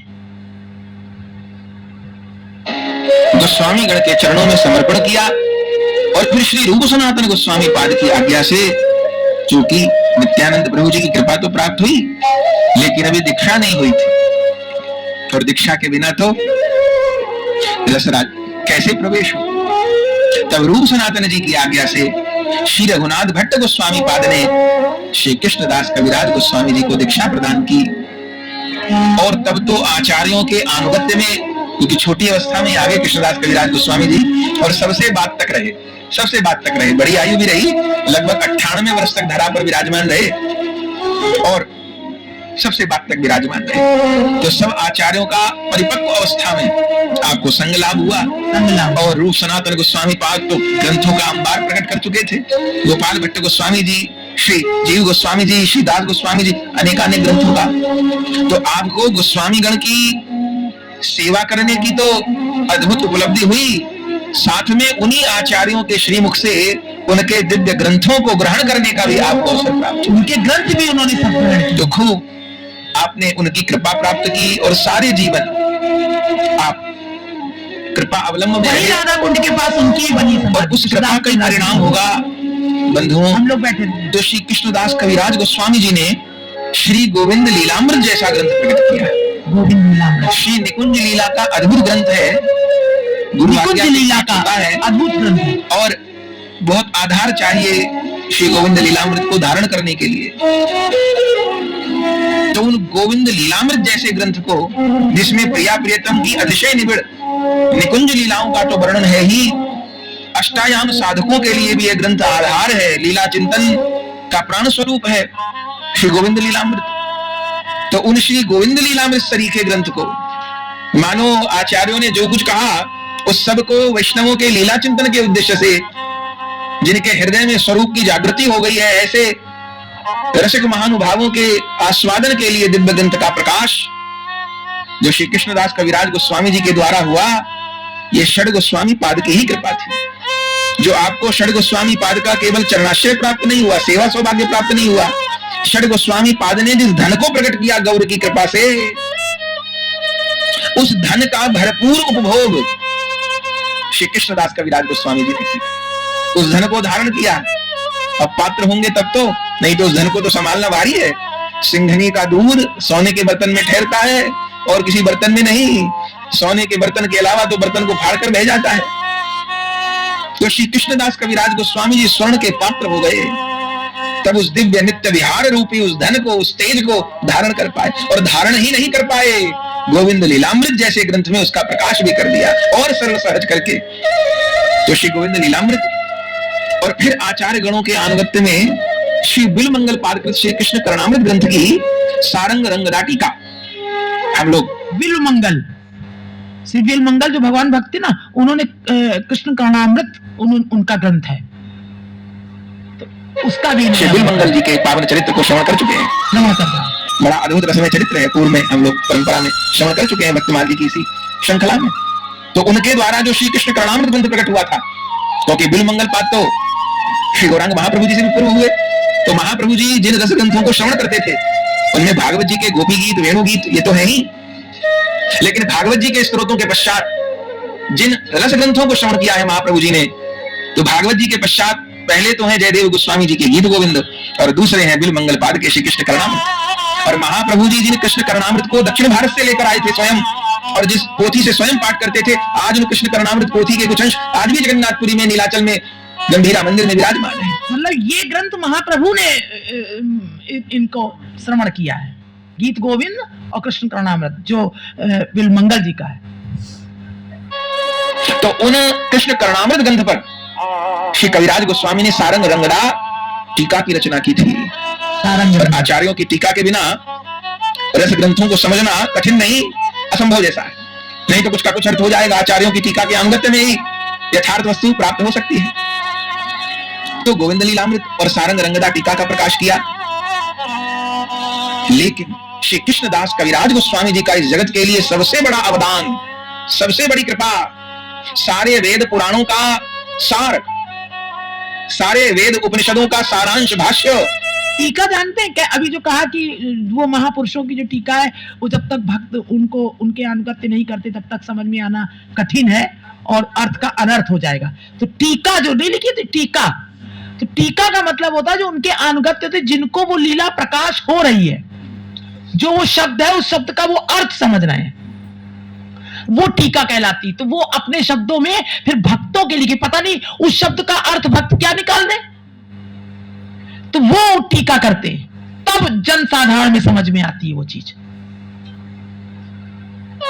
तो श्रीमद् भागवत जी हैं, और बंधुओं श्रीमद् भागवत जी का भी सार, श्रीमद् भागवत जी का भी भाष्य अगर कोई ग्रंथ है तो वो श्री चैतन्य चरितामृत है।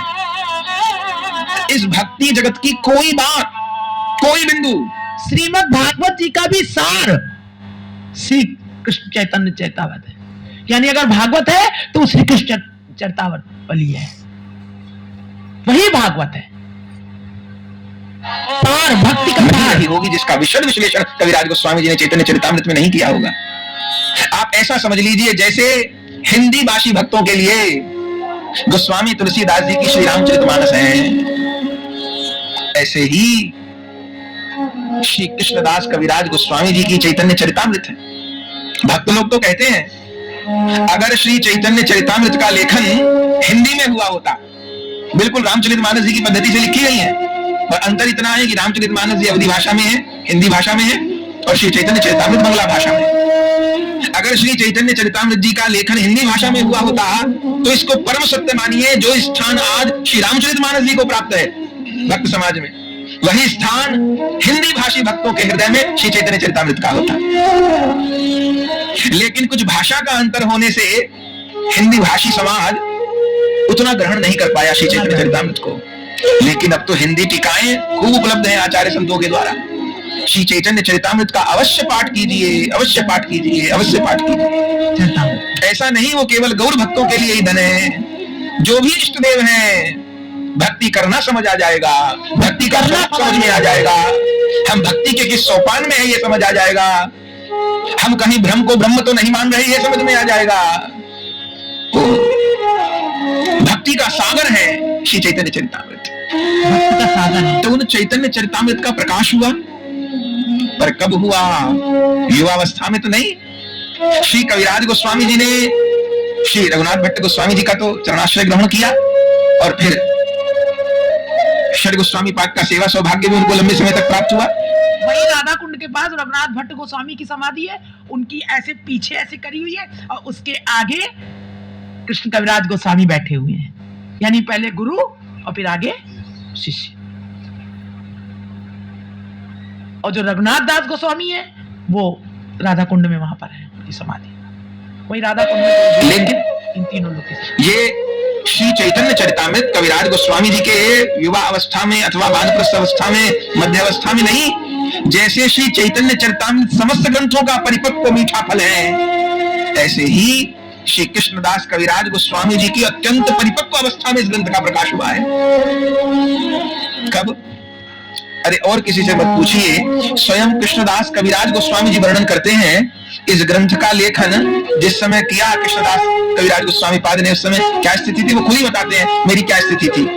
बोले वृद्ध जरातुर आमी अन्य बधिर हस्त हाले मनोबुद्धि नहे मोर स्थिर, नाना रोगे ग्रस्त चलिते बसिते ना पाड़ी, पंच रोगे पीड़ाए बस में नहीं।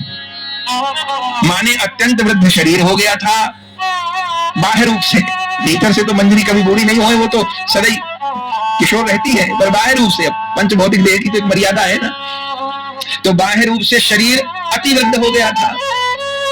माने 96-97 वर्ष की आयु हो गई थी। 96-97 वर्ष। जरातुर आमी अन्य बधिर, सुनना भी बहुत कम हो गया था, सुनना भी कम होते हुए हाथ कांपता था, लिख नहीं पाते थे, हाथ कांपता, और शरीर भी वृद्धावस्था में जो स्थिति होती है वैसी स्थिति भी प्रकट हो गई थी। और ये सब बातें तो ठीक है, ये तो देह का वर्णन हो गया, लेकिन उस अत्यंत परिपक्व अवस्था में जिस प्रेम की महादशा में कृष्णदास कविराज गोस्वामी जी विराजमान थे, उस स्थिति में आस्वादन होता है, उस स्थिति में ग्रंथ लेखन जैसा कार्य कैसे होगा? उस स्थिति में तो कहा भी नहीं जाता, कहना भी संभव नहीं होता। उस स्थिति में केवल मौन होकर अपने प्यारे में डूब के आस्वादन होता है। लेकिन उस स्थिति में जब आचार्य गणों ने आपको निवेदन किया, षड गोस्वामी पाठ के बाद जो उस समय आचार्य गण विराजमान थे, उन्होंने जब निवेदन किया, सब भक्त लोग एकत्र हुए और निश्चय किया कि श्रीमन महाप्रभु जी का संपूर्ण जीवन चरित्र, जिसमें उनके लीलाओं को तत्व की दृष्टि से, रस की दृष्टि से, दोनों प्रकार से विवेचन किया जाए, ऐसे ग्रंथ का प्रकाश हो। तो क्या अभी तक महाप्रभु जी के लीला से संबंधित ग्रंथों का प्रकाश नहीं हुआ था क्या? अभी बहुत ग्रंथ थे। मुरारी गुप्त जी का कर्चा हो, कवि कर्णपूर गोस्वामी जी के चैतन्य चंद्रोदय नाटक हो, श्री चैतन्य चरितामृत महाकाव्य हो, लोचन दास ठाकुर जी के चैतन्य मंगल हो, या हमारे वृंदावन दास ठाकुर जी के चैतन्य भागवत हो, अनेक ग्रंथ महाप्रभु जी की लीलाओं के लिखे गए थे। और सबसे बड़ी बात कि श्री गौरांग महाप्रभु जी की लीला श्री गौरांग महाप्रभु जी के ही समकालीन आचार्यों के द्वारा लिखी गई। इसलिए भक्ति काल का श्री चैतन्य चरितामृत सबसे अधिक प्रमाणित ग्रंथ है, जिसमें एक शब्द भी इधर-उधर नहीं। क्यों? क्योंकि श्री चैतन्य चरित का लेखन श्रीमद महाप्रभु जी के काल में ही प्रारंभ हो गया। इन सब बातों को हम गौर कथा में सुनते हैं। मुरारी गुप्त जी तो महाप्रभु के परिकर हैं, और महाप्रभु नवद्वीप धाम में कौन कौन लीला किए, उन सब लीलाओं को मुरारी गुप्त जी ने कर्चा कहते हैं बंगला भाषा में कच्चे कागजों को, लीला के आवेश में रहते थे और प्रतिदिन लिखते थे महाप्रभु कौन दिन क्या करना, आज ये हुआ, आज ये हुआ, आज ये हुआ, उसको कर्चा कहते हैं। फिर जब महाप्रभु जी की नीलाचल लीला हुई तो स्वरूप दामोदर जी का कर्चा, जो गंभीरा लीला में, नीलाचल लीला में महाप्रभु जी के साथ रहे, फिर उन्होंने कर्चा कागजों पर प्रतिदिन लिखा। फिर हमारे रघुनाथ दास गोस्वामी जी 16 वर्ष में महाप्रभु जी की अंत्य लीला में विराजमान रहे, उन्होंने देखा। तो महाप्रभु जी का समग्र चरित्र उन्हीं के प्रकट काल में लिखा गया, तो इसलिए उसमें अत्यंत प्रमाणिकता है, माने संदेह की इतनी सी गुंजाइश नहीं है। और नहीं तो अनेक बार ऐसा भी होता है कि कहीं कहीं भले वो संत गण हो, आचार्य गण हो, तो उनके चरित्र उनके अप्रकट होने के बहुत साल बाद लिखे जाते हैं, तो उसमें फिर बहुत से अंश छूट जाते हैं और बहुत सा चरित्र नहीं प्राप्त होता। जैसे महान रसिकाचार्य श्री हरिवंश जी महाराज, उनका चरित्र उनके अप्रकट होने के बाद 1609 संवत में लीलांतर ध्यान की, और श्री हित हरिवंश जी के अप्रकट होने के बाद निकुंज प्रवेश के लगभग 250 से 300 साल बाद उनका चरित्र लिखा गया। ये बात सोचिए, समझ में आई ये बात क्या? उनके सामने लिख दिया गया था, बाकी लोग फिर लिखा गया तो वो क्लियर नहीं हो पाता। जैसे हित हरिवंश है 200-250 वर्ष बाद लिखा गया, तो कितना क्लियरिटी होगी उसमें, कितनी आते आते लोगों के किंवदंती मुख से ये बात करते करते छूट जाता है। और महाप्रभु जी का जो चरित्र था वो उसी समय का लिखा गया था, उनके जो आसपास के थे, जितने उनके परिकर थे। तो कितने जो राधा वल्लभ हो जाएंगे है उनकी बात नहीं तो इन महापुरुषों के तो बड़े बड़े विशाल चरित्र, लेकिन बहुत थोड़े चरित्र प्राप्त होते हैं क्योंकि लिखे ही नहीं गए। कितने बड़े बड़े चरित्र बहुत बाद में 250-300 साल बाद, तो फिर कितनी तो बातें उजल हो जाएंगी, छिप जाएंगी। ऐसे स्वामी श्री हरिदास जी महाराज, उनका भी चरित्र सैकड़ों बरस बाद लिखा गया, तो उससे बहुत सी बातें फिर इधर उधर हो जाती है अब लोग और अनेक बातों में संशय उत्पन्न हो जाता है। तो भले वो आचार्य चरित्र हो या वह भगवत चरित्र हो, उसकी संपूर्ण प्रमाणिकता तब बनी रहती है जब वह प्रकट काल में लिखा जाए। जैसे श्रीमद् भागवत जी का जो लेखन हुआ है वह श्री कृष्ण के प्रकट काल में हुआ, भगवान कृष्ण के प्रकट काल में हुआ। श्लोकी तो आदि है, पर वेद व्यास जी के द्वारा भागवत जी का लेखन, इधर श्री कृष्ण की दिव्य लीला हो रही है, वेद व्यास जी का काल और स्वयं श्री कृष्ण का काल एक है। ऐसे ही श्री चैतन्य चरित्र का जो लेखन है वो श्री कृष्ण चैतन्य महाप्रभु जी के प्रकट काल में ही है। मुरारी गुप्त जी का कर्चा, स्वरूप दामोदर जी का कर्चा, रघुनाथ दास गोस्वामी जी की वाणियां और कितने कितने आचार्यों के नाम लिए, ग्रंथों के नाम लिए। और इन सब आचार्यों का प्रत्यक्ष दृष्टा संतगण का, विशेषकर रघुनाथ दास गोस्वामी जी का खूब लंबा संग कृष्णदास कविराज गोस्वामी जी को प्राप्त हुआ।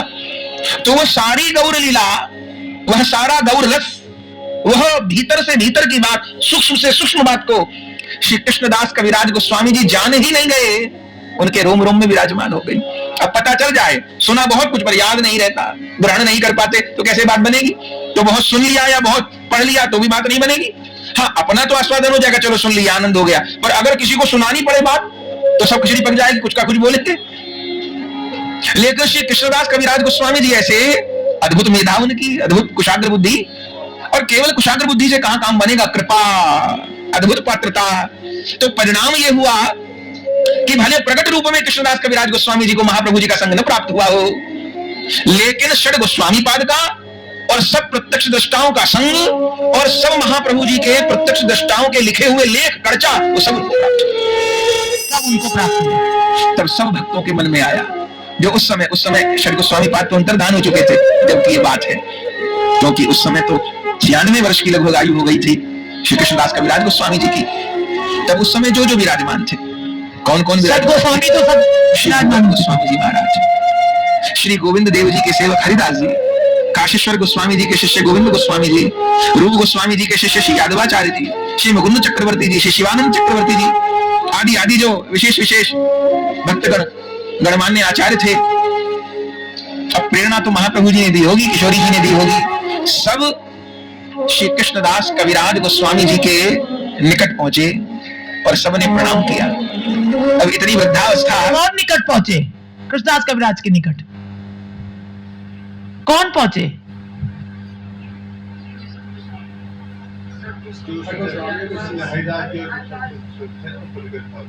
क्योंकि षट गोस्वामी तो उनकी उम्र बहुत ज्यादा हो चुकी थी, वो तो जा चुकी, क्योंकि इनकी 95 वर्ष की उम्र थी। तो अब जो थे, जो गोस्वामी थे, मुख्य लोग थे वरिष्ठ, वो इनके पास पहुंचे। कह रहे हैं वो राधा ही रानी की कृपा होगी, गौरांग महाप्रभु की ही कृपा होगी जो इनके पास पहुंचे। किसके पास? कृष्णदास कविराज के पास। तभी ऐसा नहीं होता था कृष्णदास जी के लिए कि कोई इनको प्रणाम कर दे, वो प्रति प्रणाम ना करे। इतनी वृद्धावस्था में भी सबको प्रणाम करते थे। प्रणाम किया और हाथ जोड़कर कहा, आज अधम की कैसे सबको याद आ गई, जो सब दर्शन देने के लिए, चरण धूल देने के लिए कुटिया पे पधारे। तब सबने हाथ जोड़कर कहा, महाराज हम आपसे कुछ भिक्षा मांगने आए हैं, भिक्षा मांगने आए। कृष्णदास कविराज गोस्वामी जी ने कहा, कंगाल से भिक्षा? कंगाल क्या किसी को भिक्षा दे सकता है? और आपको यदि लगता है कि कृष्णदास आपको कुछ दे सकता है, आपको कोई ऐसी वस्तु दिखती है, तो वैष्णव सेवा के लिए, गोविंद के गौर के प्यारों के सुख के लिए तो प्राण भी कुर्बान कर देंगे, आज्ञा करिए ना। तब सबने हाथ जोड़ निवेदन किया, आप इतनी दीनता मत प्रकट करिए, हमको कष्ट होता है, आप बड़े हैं हमारे, बस हमारी बेनती ये है कि आप श्री चैतन्य चरित का वर्णन करिए, और ऐसे चैतन्य चरित का वर्णन करिए जिसमें केवल महाप्रभु जी की समग्र लीला न हो, केवल महाप्रभु जी का संपूर्ण तत्वतः रसरूप परिचय न हो, महाप्रभु जी के सब परिकरों का परिचय, लीला कथा न हो, विशेषकर जिसमें महाप्रभु जी की अंत्य लीला। हम कृपा मांग रहे हैं भगवान से आप लोग को 2 मिनट बैठने की। हमको लग रहा है कहीं देर ना हो आप सबको, लेकिन हम ये सोचते हैं कि ये समय मिलेगा नहीं। सही बात। अगर ये नहीं जाना और बहुत कुछ जानते रहे, हमारे बच्चे ये कर ले, बहुत ज्ञान हो गया, कोई फायदा नहीं है। यही हमारा समय है, यही विद्या है, यही इसी से हमें सब कुछ मिलेगा। थोड़ा सा और 10 मिनट और आप लोगों से हाथ जोड़कर प्रार्थना। माए गंभीरा लीला, माने कि आखिर के 18 वर्ष की और उस 18 में भी आखिर के 12 वर्ष की लीला का वर्णन हो। क्यों? क्योंकि चैतन्य चरित तो श्री वृंदावन दास ठाकुर जी ने भी लिखा, श्री चैतन्य भागवत जी के रूप में, अन्य अन्य ग्रंथों के रूप में भी, लेकिन सबने नवद्वीप लीला का वर्णन किया है। नीलाचल लीला में भी बहुत अधिक कहा। तो महाप्रभु जी जगन्नाथ जी की रथ यात्रा में नृत्य आदि कर रहे हैं, यहाँ तक का वर्णन अधिक कर दिया, वृंदावन यात्रा तक का कर दिया।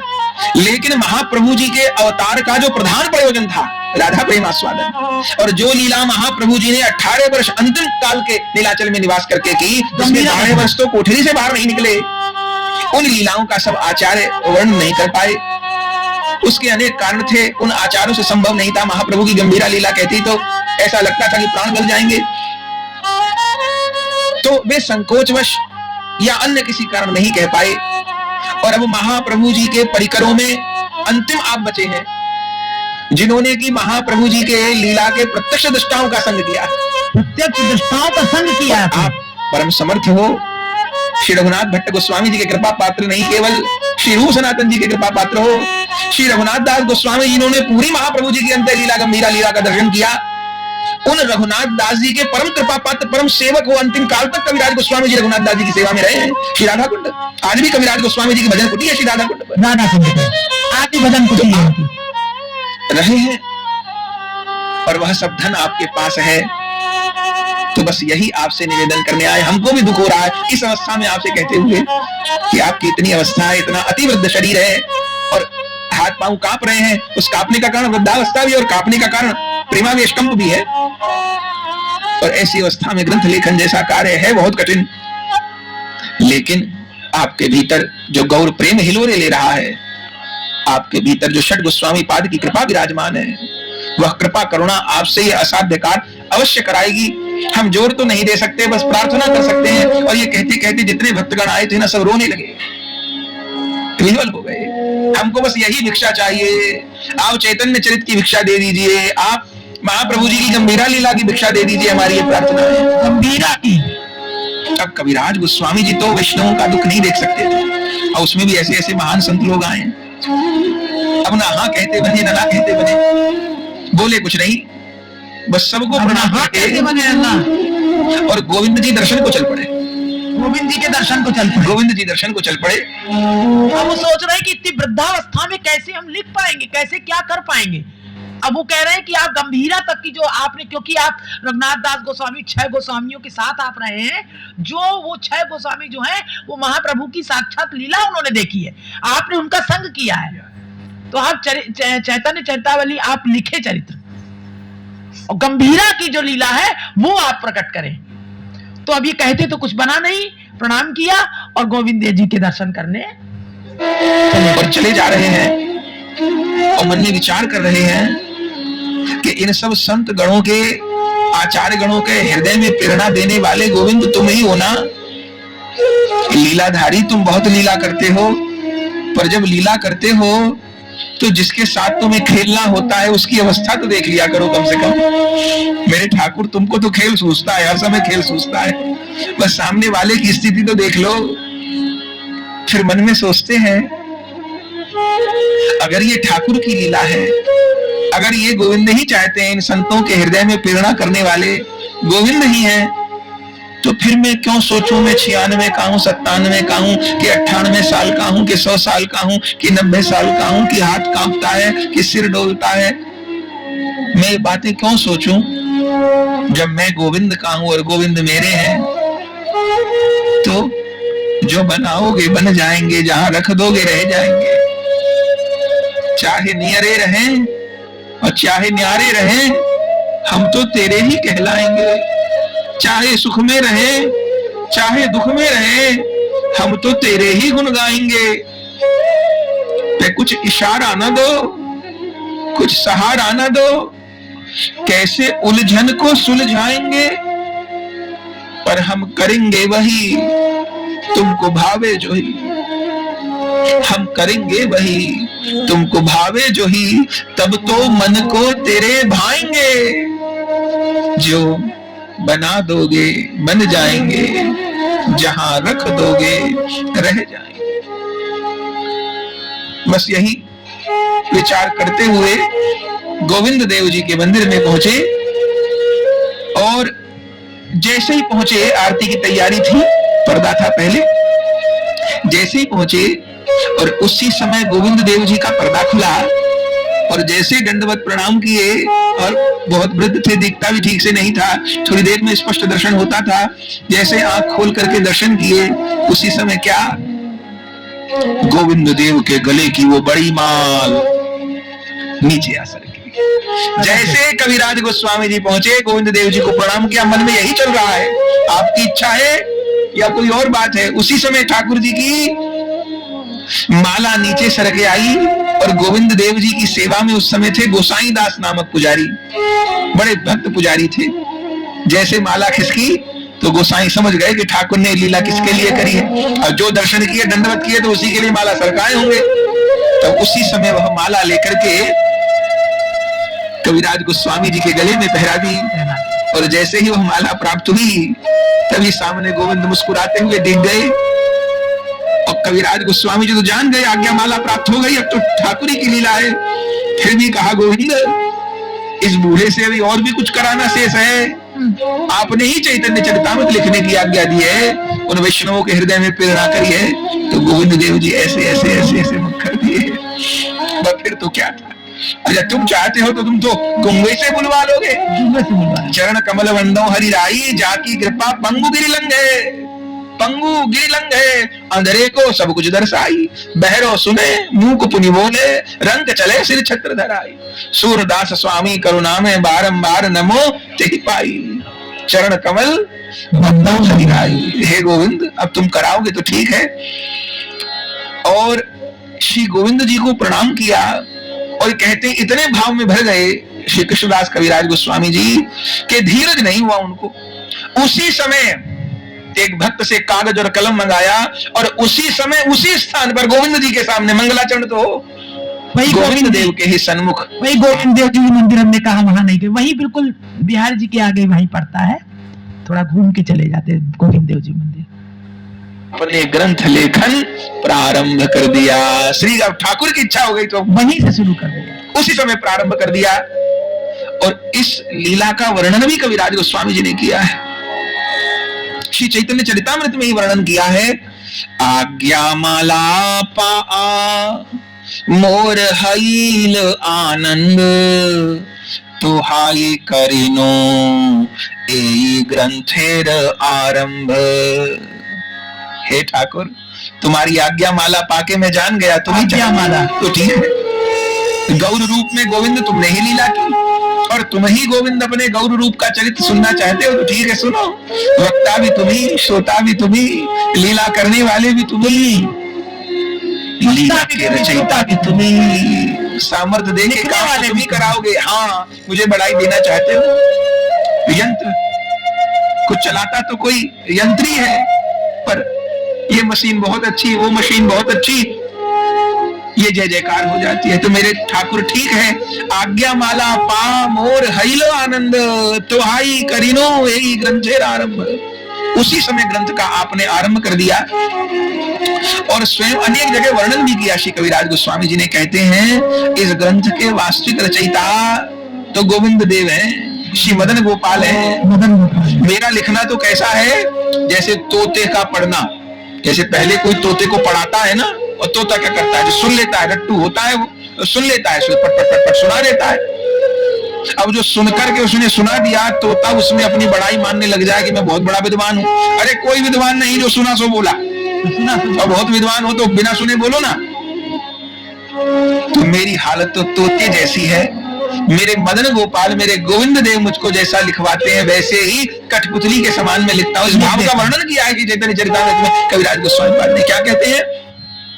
ए ग्रंथो लिखाए मोरे मदन मोहन, आमार लिखन जेन सुकेर पठन, से लिखी मदन गोपाल मोरे जे लिखाए, काष्ठीर पुतली जे न कुह के नाचाए। अद्भुत ग्रंथ का प्रकाश हुआ। हम तो इतना ही कहेंगे कि सब लोग चैतन्य चरितामृत का एक बार पाठ करिए। हरि बोल। वस्तु को पाने से ही पता चलेगा, ऐसे नहीं पता चलेगा। सब श्री चैतन्य चरितामृत का पाठ करिए और उस धन का आस्वादन करिए। तो आपने श्री चैतन्य चरितामृत का लेखन किया और यह कार्य 1672 संवत में ज्येष्ठ कृष्ण पंचमी को यह कार्य पूरा हुआ। इसलिए अपने वृंदावन धाम में ज्येष्ठ कृष्ण पंचमी को श्री चैतन्य चरितामृत का जयंती महोत्सव मनाया जाता है। 1672 संवत में, उस समय कृष्णदास कविराज गोस्वामी पाद की लगभग 98 वर्ष की आयु थी। 98 श्री चैतन्य चरितामृत का कार्य पूरा हुआ। और हमको तो लगता है गोविंद देव ने इतनी बड़ी आयु या इतनी बड़ी आयु में इतना बड़ा कार्य कराने के लिए ही उनको सामर्थ्य दे रखी थी।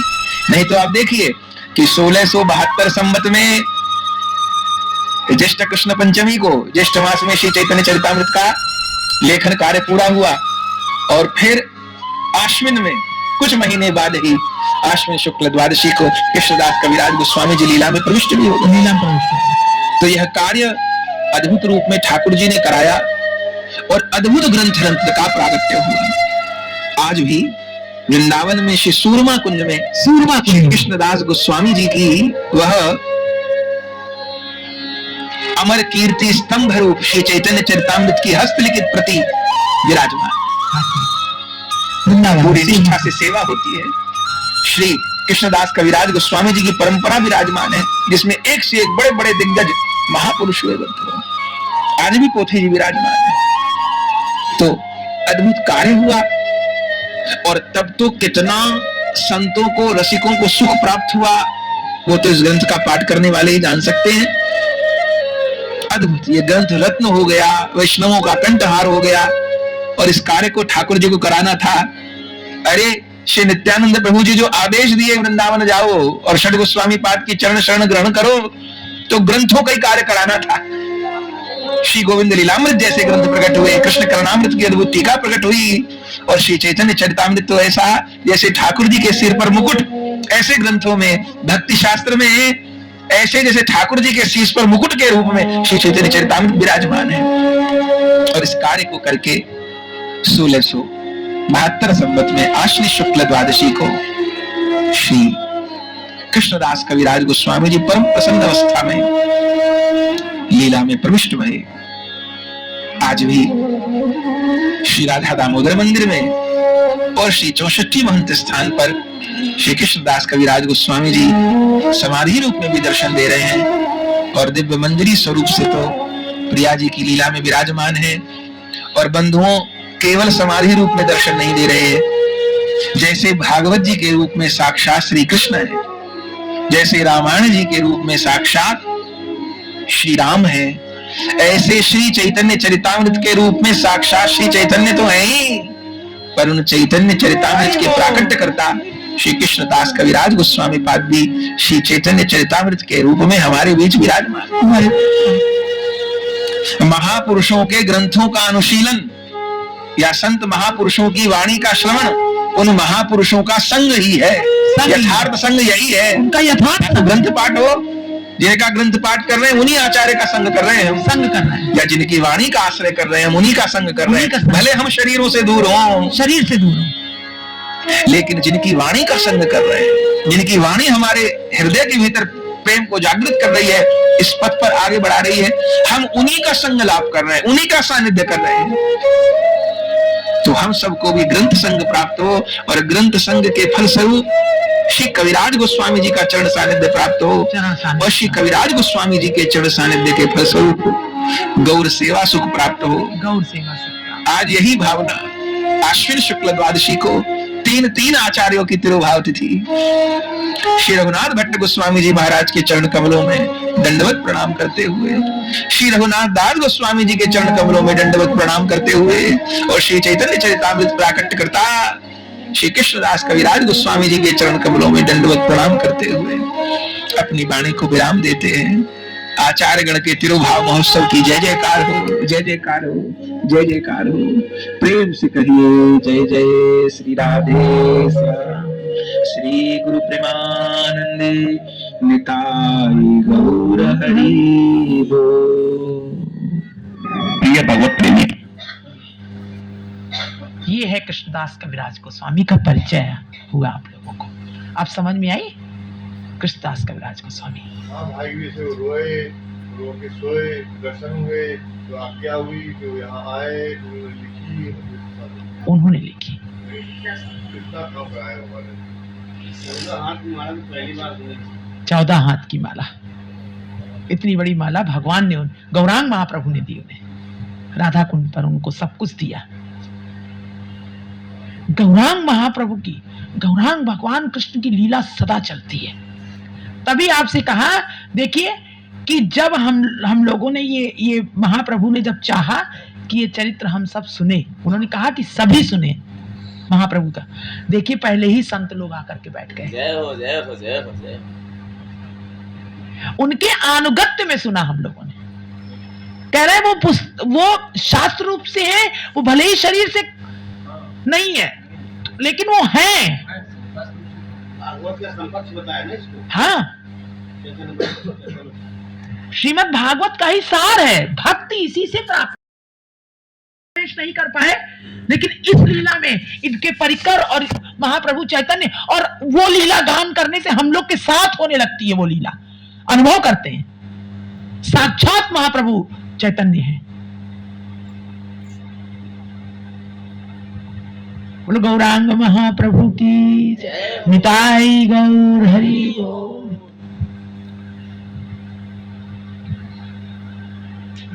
इसलिए हमने उन्हीं की भाषा में हमने सोचा आप लोग थोड़ा समझ लें।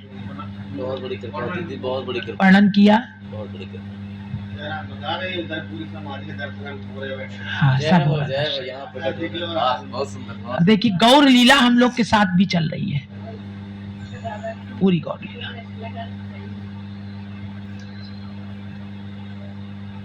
और हम लोग तो ऐसा, अरे बिल्कुल खुला रास्ता चारों तरफ से राधा कुंड का, चारों तरफ सड़कें, और हम लोग की ऐसी बुद्धि करी निकल ही नहीं पाए। वहीं 3 चक्कर चल रहे हैं। पूरे राधा कुंड कृष्ण कुंड के पूरे परिक्रमा करा दी हम लोगों जय को। हो जय हो जय हो जय हो जय हो। ऐसा अद्भुत लीला, लीला क्योंकि दिल और दिमाग वही लगा था, तो उनको लगा कि यही हो तो फिर यही आप परिक्रमा करो। क्या बात है। वहीं घूम के फिर आते हैं। पूछो, जैसे कोई पागल वही उन्हीं की समाधि पे, जय हो। वहीं पे घूम वही कृष्णदास कविराज गोस्वामी उनकी समाधि पे आ जाते थे। अरे ये तो, और फिर घूम फिर के फिर वही उनकी रघुनाथ दास गोस्वामी की समाधि पे। जय हो जय हो। 3 परिक्रमा एक कुंड की पूरी 3 बार वहीं आजा घूम के। ऐसा तो कभी हुआ ही नहीं। कृपा कृपा। इतना अद्भुत आनंद वही राधाष्टमी में। तो ये सब बड़ी कृपा है, बिना कृपा के नहीं हो सकता। सही बात है। चलता रहता है। हम ये जो देख रहे हैं ना, ये कहीं गंभीरा मठ, कहीं सट गोस्वामी और वृंदावन, वो बिल्कुल वन में ऐसे ही विचरण। ये सुनते तो बड़ा रस आता, लगता हम वही थे, वही दर्शन होता है भैया। बिल्कुल गंभीरा का जो कितना भी बताया बाद में, जब ये महाप्रभु जी 18 साल 16 वर्ष। 16 साल का ध्यान रहे, हाँ उस समय वो उनकी बात भी लिखी गई है ना गंभीरा वर्णन।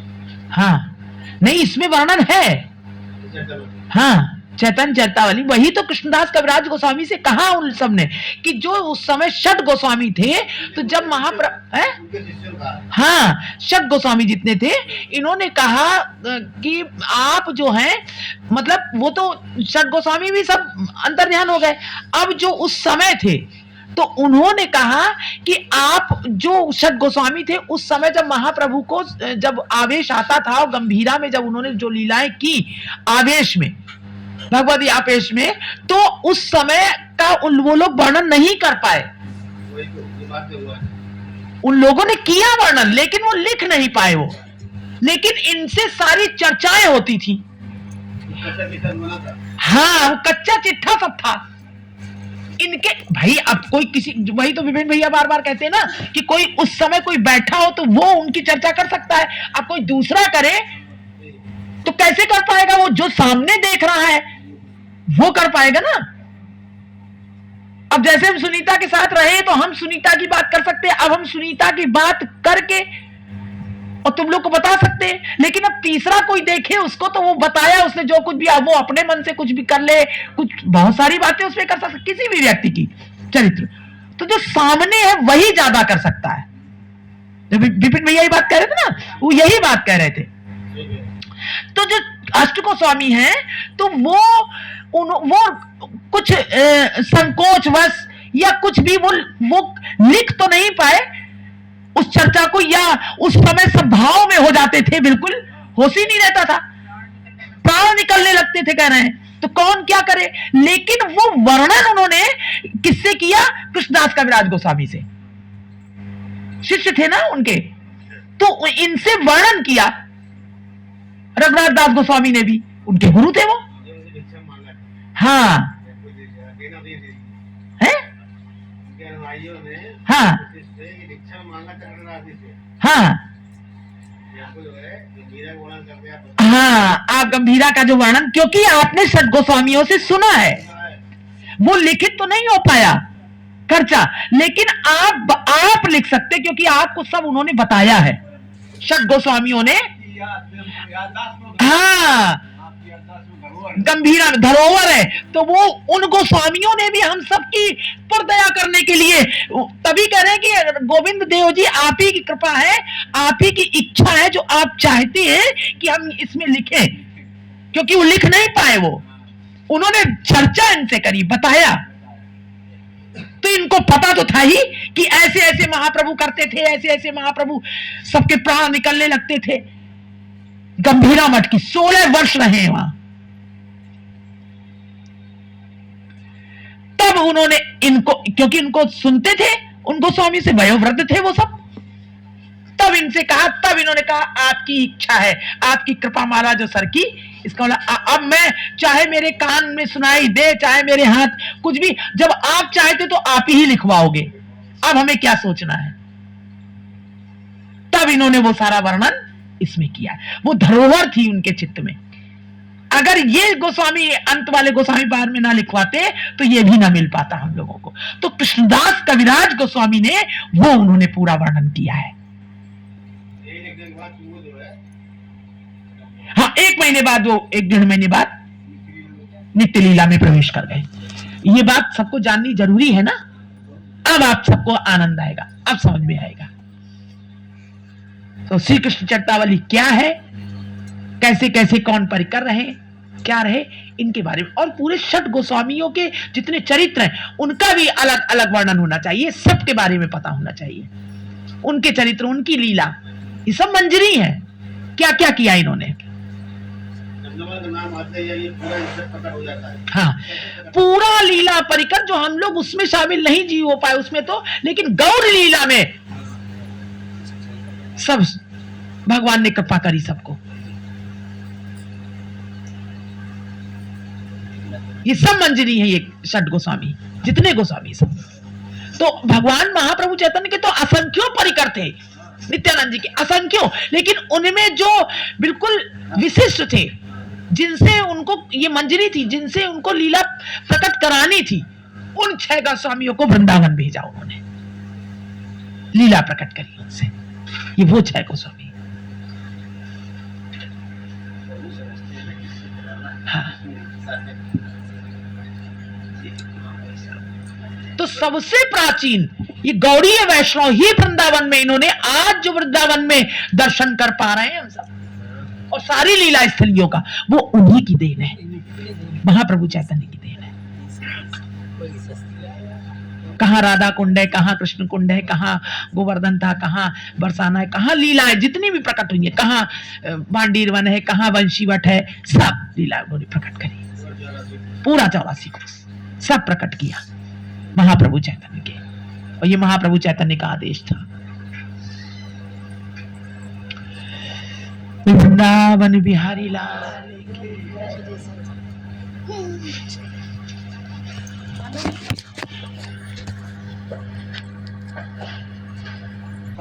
वो प्रेम जानता है, और प्रेम के साथ अगर प्रेम है तो उसको सब पता होता है।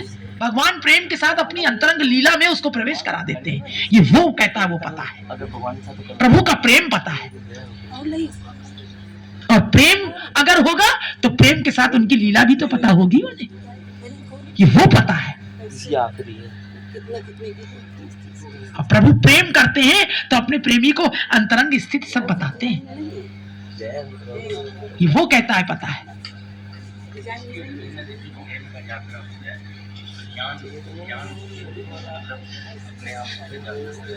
अपने आप कुछ नहीं करना पड़ता, कुछ नहीं।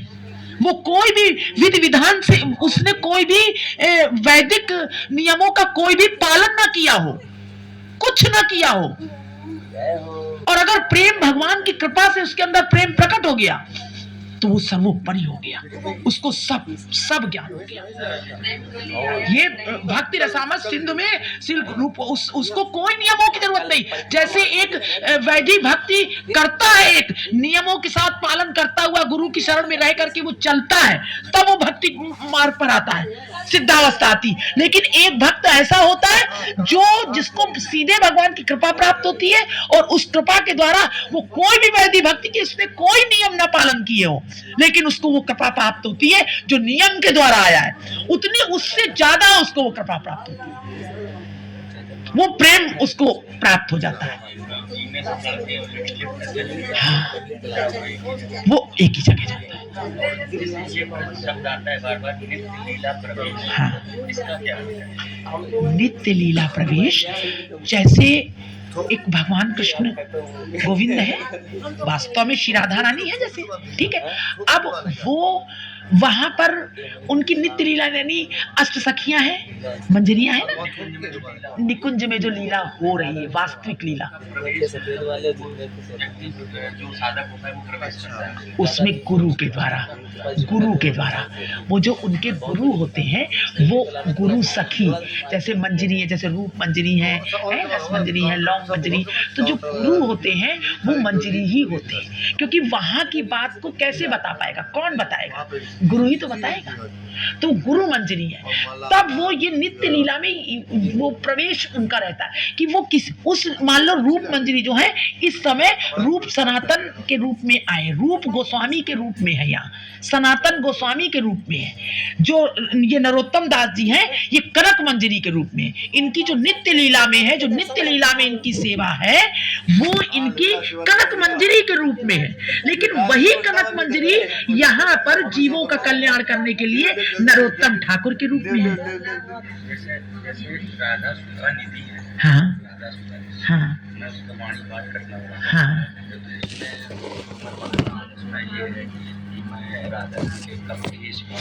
हाँ सवारूंगी, ले जाऊंगी, हाँ और मैं कब श्रृंगारित करूंगी, कब मनमोहन मेरा हाथ पकड़ेंगे, कब मैं उनकी तरफ हंस के देखूंगी। तो ये पढ़ते पढ़ते फिर ये मतलब जैसे ये भाव साधक के अंदर जागृत हो जाता है, इसी में लीला में वो प्रवेश करता है। गुरु ने तुमको बताया नहीं?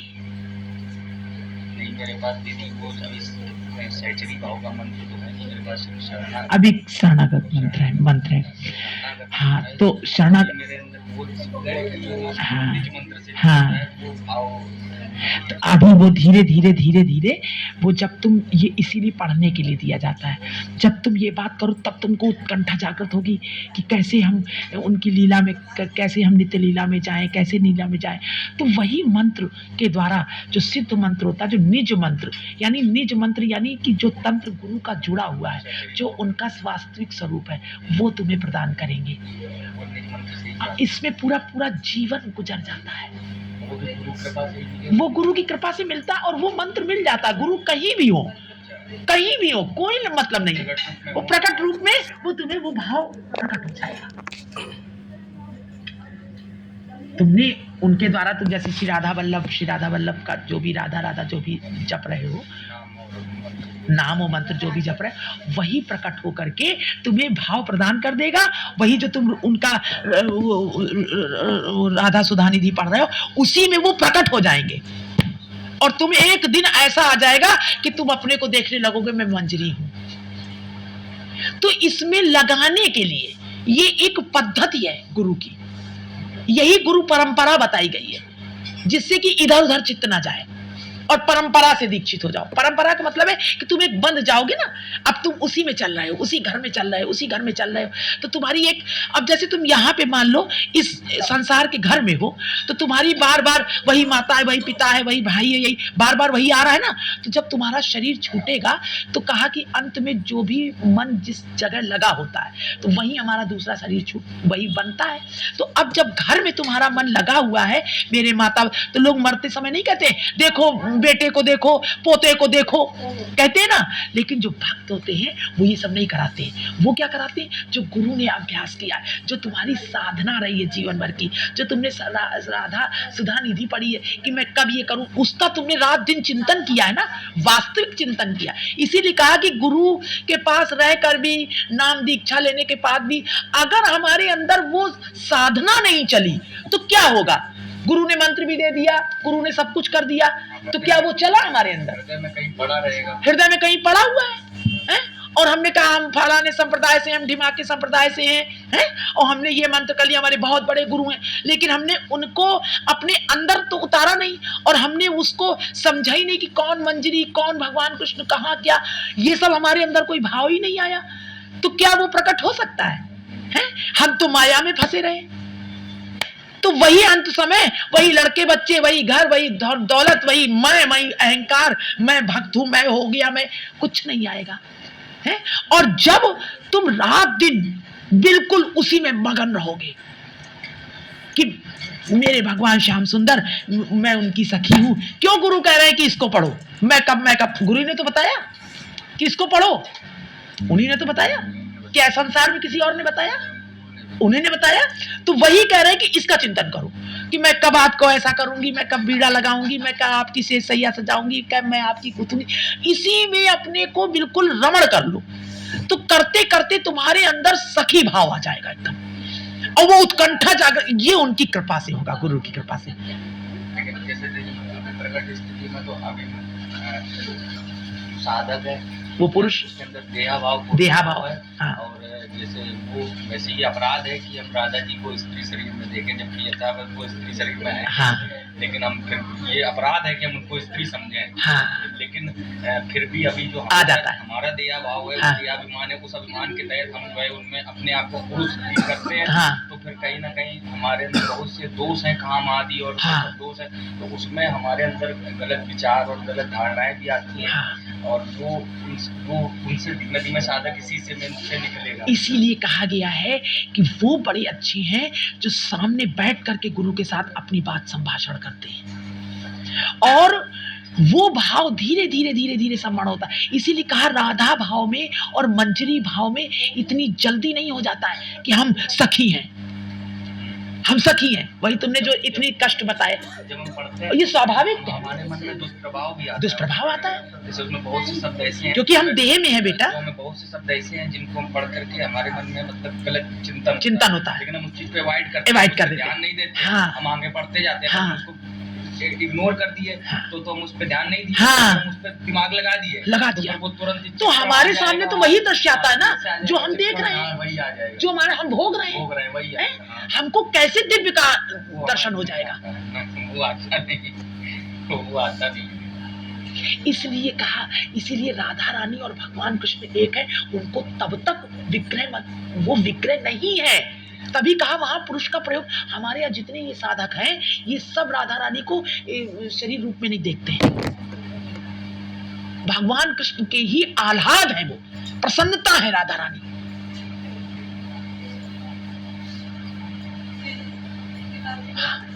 सबसे पहले यही देखना चाहिए, और ये राधा रानी की कृपा से हो जाएगा कि वो तुम्हें फिर शरीर नहीं दिखाई देंगी।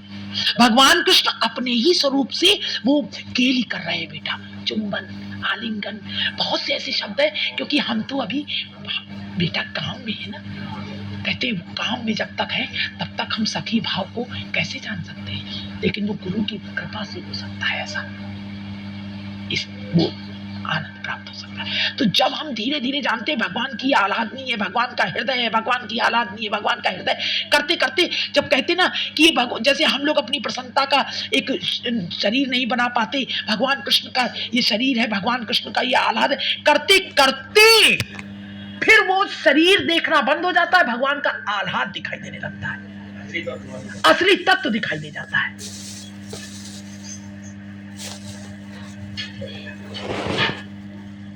तभी महाप्रभु चैतन्य ने साक्षात राधा रानी के भाव में है, वो राधा रानी ही है वो, कि भगवान कृष्ण कैसे मेरा आस्वादन करती हैं, उस आस्वादन को जानने के लिए वो गौरांग रूप में आए, गौरांग श्री राधा रानी का।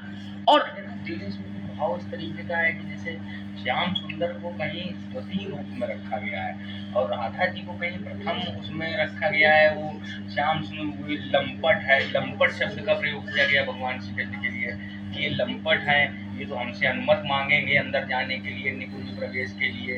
मतलब जो राधा जी की जो सहचरी है, वो सहचरी ये कह रही कि भगवान श्री कृष्ण तो हमारे हैं ही, मतलब किशोरी जी के चरण दास्ता में उसका जो है ध्यान है, तो वो श्री कृष्ण जी भगवान को द्वितीय रूप में प्राथमिकता दे रही कि भगवान श्याम सुंदर तो हमारे हैं ही, और लेकिन हमारी दास्ता किशोरी जी के चरणों में पहले है, और वो उन पे कह रही है कि ये तो हमसे बिना अनुमति लिए अंदर नहीं जाएंगे। उसको अधिकार प्राप्त है सहचरी को कि भगवान, और वो सहचरी वो भगवान जो है श्री कृष्ण, वो उसको वही आलिंगन और वही रस प्रदान कर रहे हैं। तो वो समझ पाया। अब साधक इसको देख रहा है, तो साधक समझ रहा है कि भगवान कृष्ण वास्तव में लंपट है ना, साधक की ये स्थिति हो रही है। लेकिन वहां क्या चल रहा है, भगवान कृष्ण अपना ही आस्वादन कराने के लिए अपने को लंपट कह रहे हैं, अपने को लंपट कहलवा रहे हैं उस दासी से। राधा रानी के जो चरण जबा रहे हैं ना, जाप रहे हैं, ये इनकी बहुत बड़ी कृपा है। बहुत बड़े तीन भाव में अपने ही स्वरूप को, अपने को ही गिरा रहे हैं। भाई अब सब समझ रहे हैं ना, सब कह रहे हैं ना, वो तो चरण दास है, सेवा कर रहा है, तो ये क्या बहुत वो दिल वालों का काम है ये, अपने को दास बना देना, अपने को दास बना करके पूरी सृष्टि में दिखा रहे हैं कि मैं तो राधा रानी का दास हूं, मैं उनके चरण चाहता हूं। ये किसमें हिम्मत है? मोर पका से साफ करते हैं उनके लिए, उनका मार्ग साफ कर रहे हैं, साफ करते हैं अपने मुख से, उनको सर्वश्रेष्ठ बना रहे हैं। यहाँ हर व्यक्ति अपने को सर्वश्रेष्ठ बनाना चाहता है, लेकिन एक कृष्ण में ही ऐसी ताकत है जो अपनी शक्ति को भी उससे गिर करके दिखा रहे हैं। ये महाप्रभु चैतन्य ने कहा कि ये स्थिति होनी चाहिए साधक। ये जैसे साधक का इसका अर्थ, तभी हम कहते हैं, जो लोग बड़े उससे कहते हैं ना भगवान कृष्ण को कि वो चरण चापत है और वो करत है, लेकिन अभी वो जानते नहीं भगवान कृष्ण को, वो उन्हीं की लीला है। श्लोक के अर्थ में जैसे ये कि भगवान श्री कृष्ण हमारा आलिंगन कर रहे हैं, हाँ, हमें उस आलिंगन का सुख प्रदान हो रहा है, हाँ, लेकिन सारा सुख हम ले रहे हैं, लेकिन दास्ता हमारी किशोरी जी के चरणों में ही है, हाँ, और मतलब स्मरण वो उनके चरण ही हमारे हैं। इसका क्या अर्थ है? मतलब दास्ता हमारी किशोरी ये उनका आनंद है भगवान कृष्ण का, ये वो आनंद लेते हैं स्वतः। भाई वो किसके चरणों में जाएं? उनको भी तो लगता है कि हम भी किसी की आराधना करें, तो वो किशोरी जी की आराधना करते हैं। तो जो उनका जो दासत्व स्वीकार कर रहा है, तो कह रहा हम तो किशोरी जी के दास हैं, और जब किशोरी जी जैसा करेंगी तब हम तुमसे आलिंगन करेंगे। तो ये भगवान कृष्ण स्वतः आनंद लेते हैं इस बात का। ये वास्तविकता नहीं है, ये लीला है।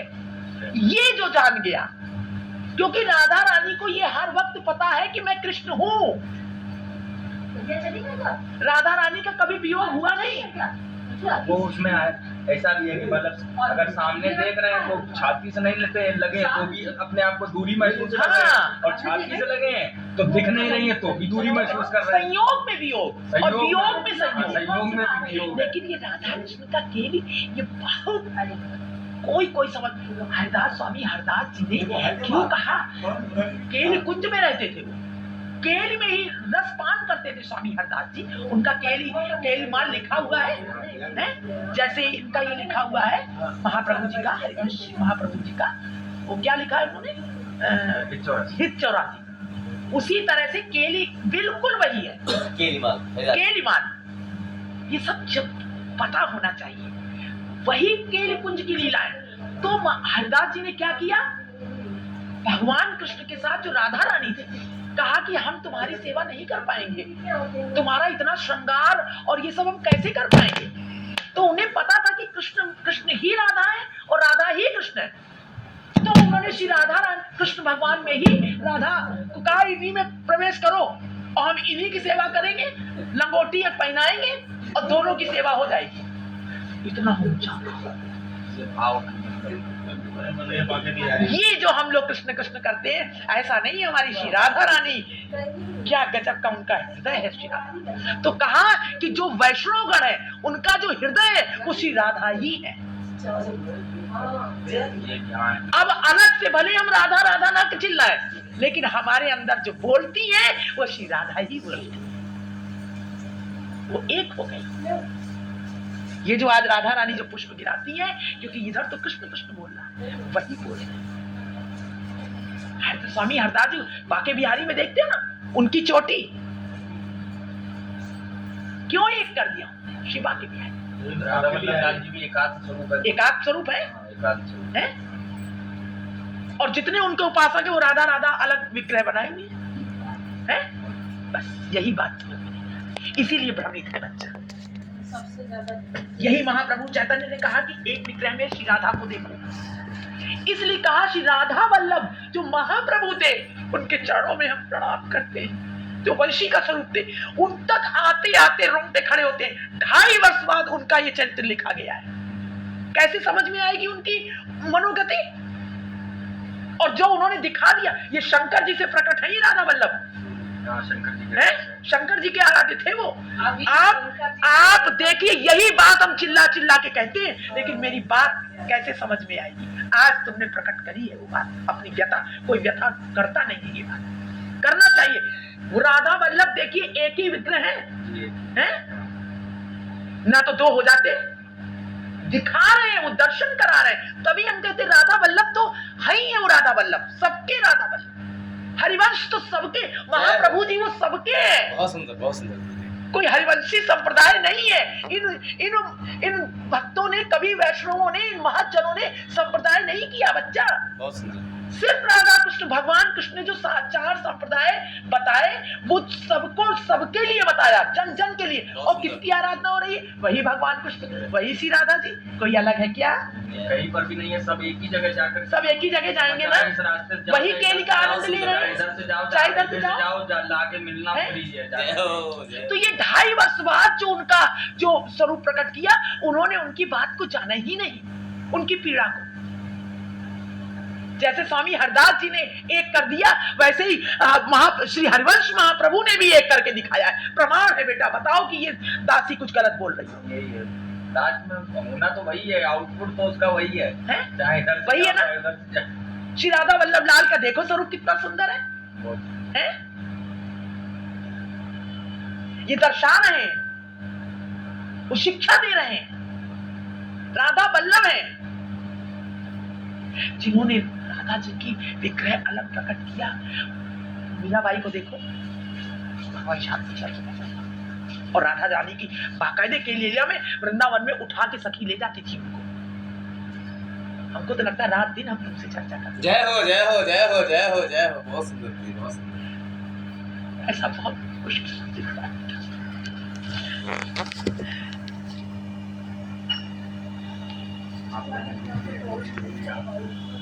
इसलिए हम किसी भी संप्रदाय को देखते हैं हम तुरंत प्रणाम करते हैं बेटा।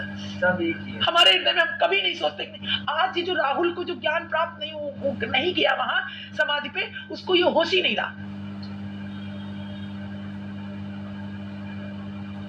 कि हम समाधि पे चले जाए। और तलहटी वही गिरिराज जी है, वही श्री राधा रानी का हृदय है भगवान श्याम सुंदर। बहुत बार गया भी है वहाँ। गया नहीं कितना गया।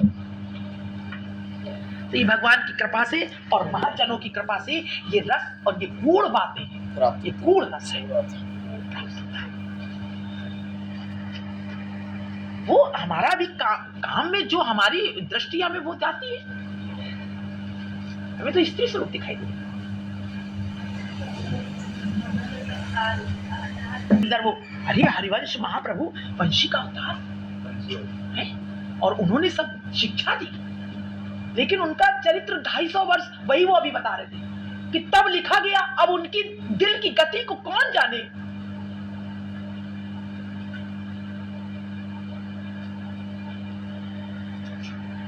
को दिया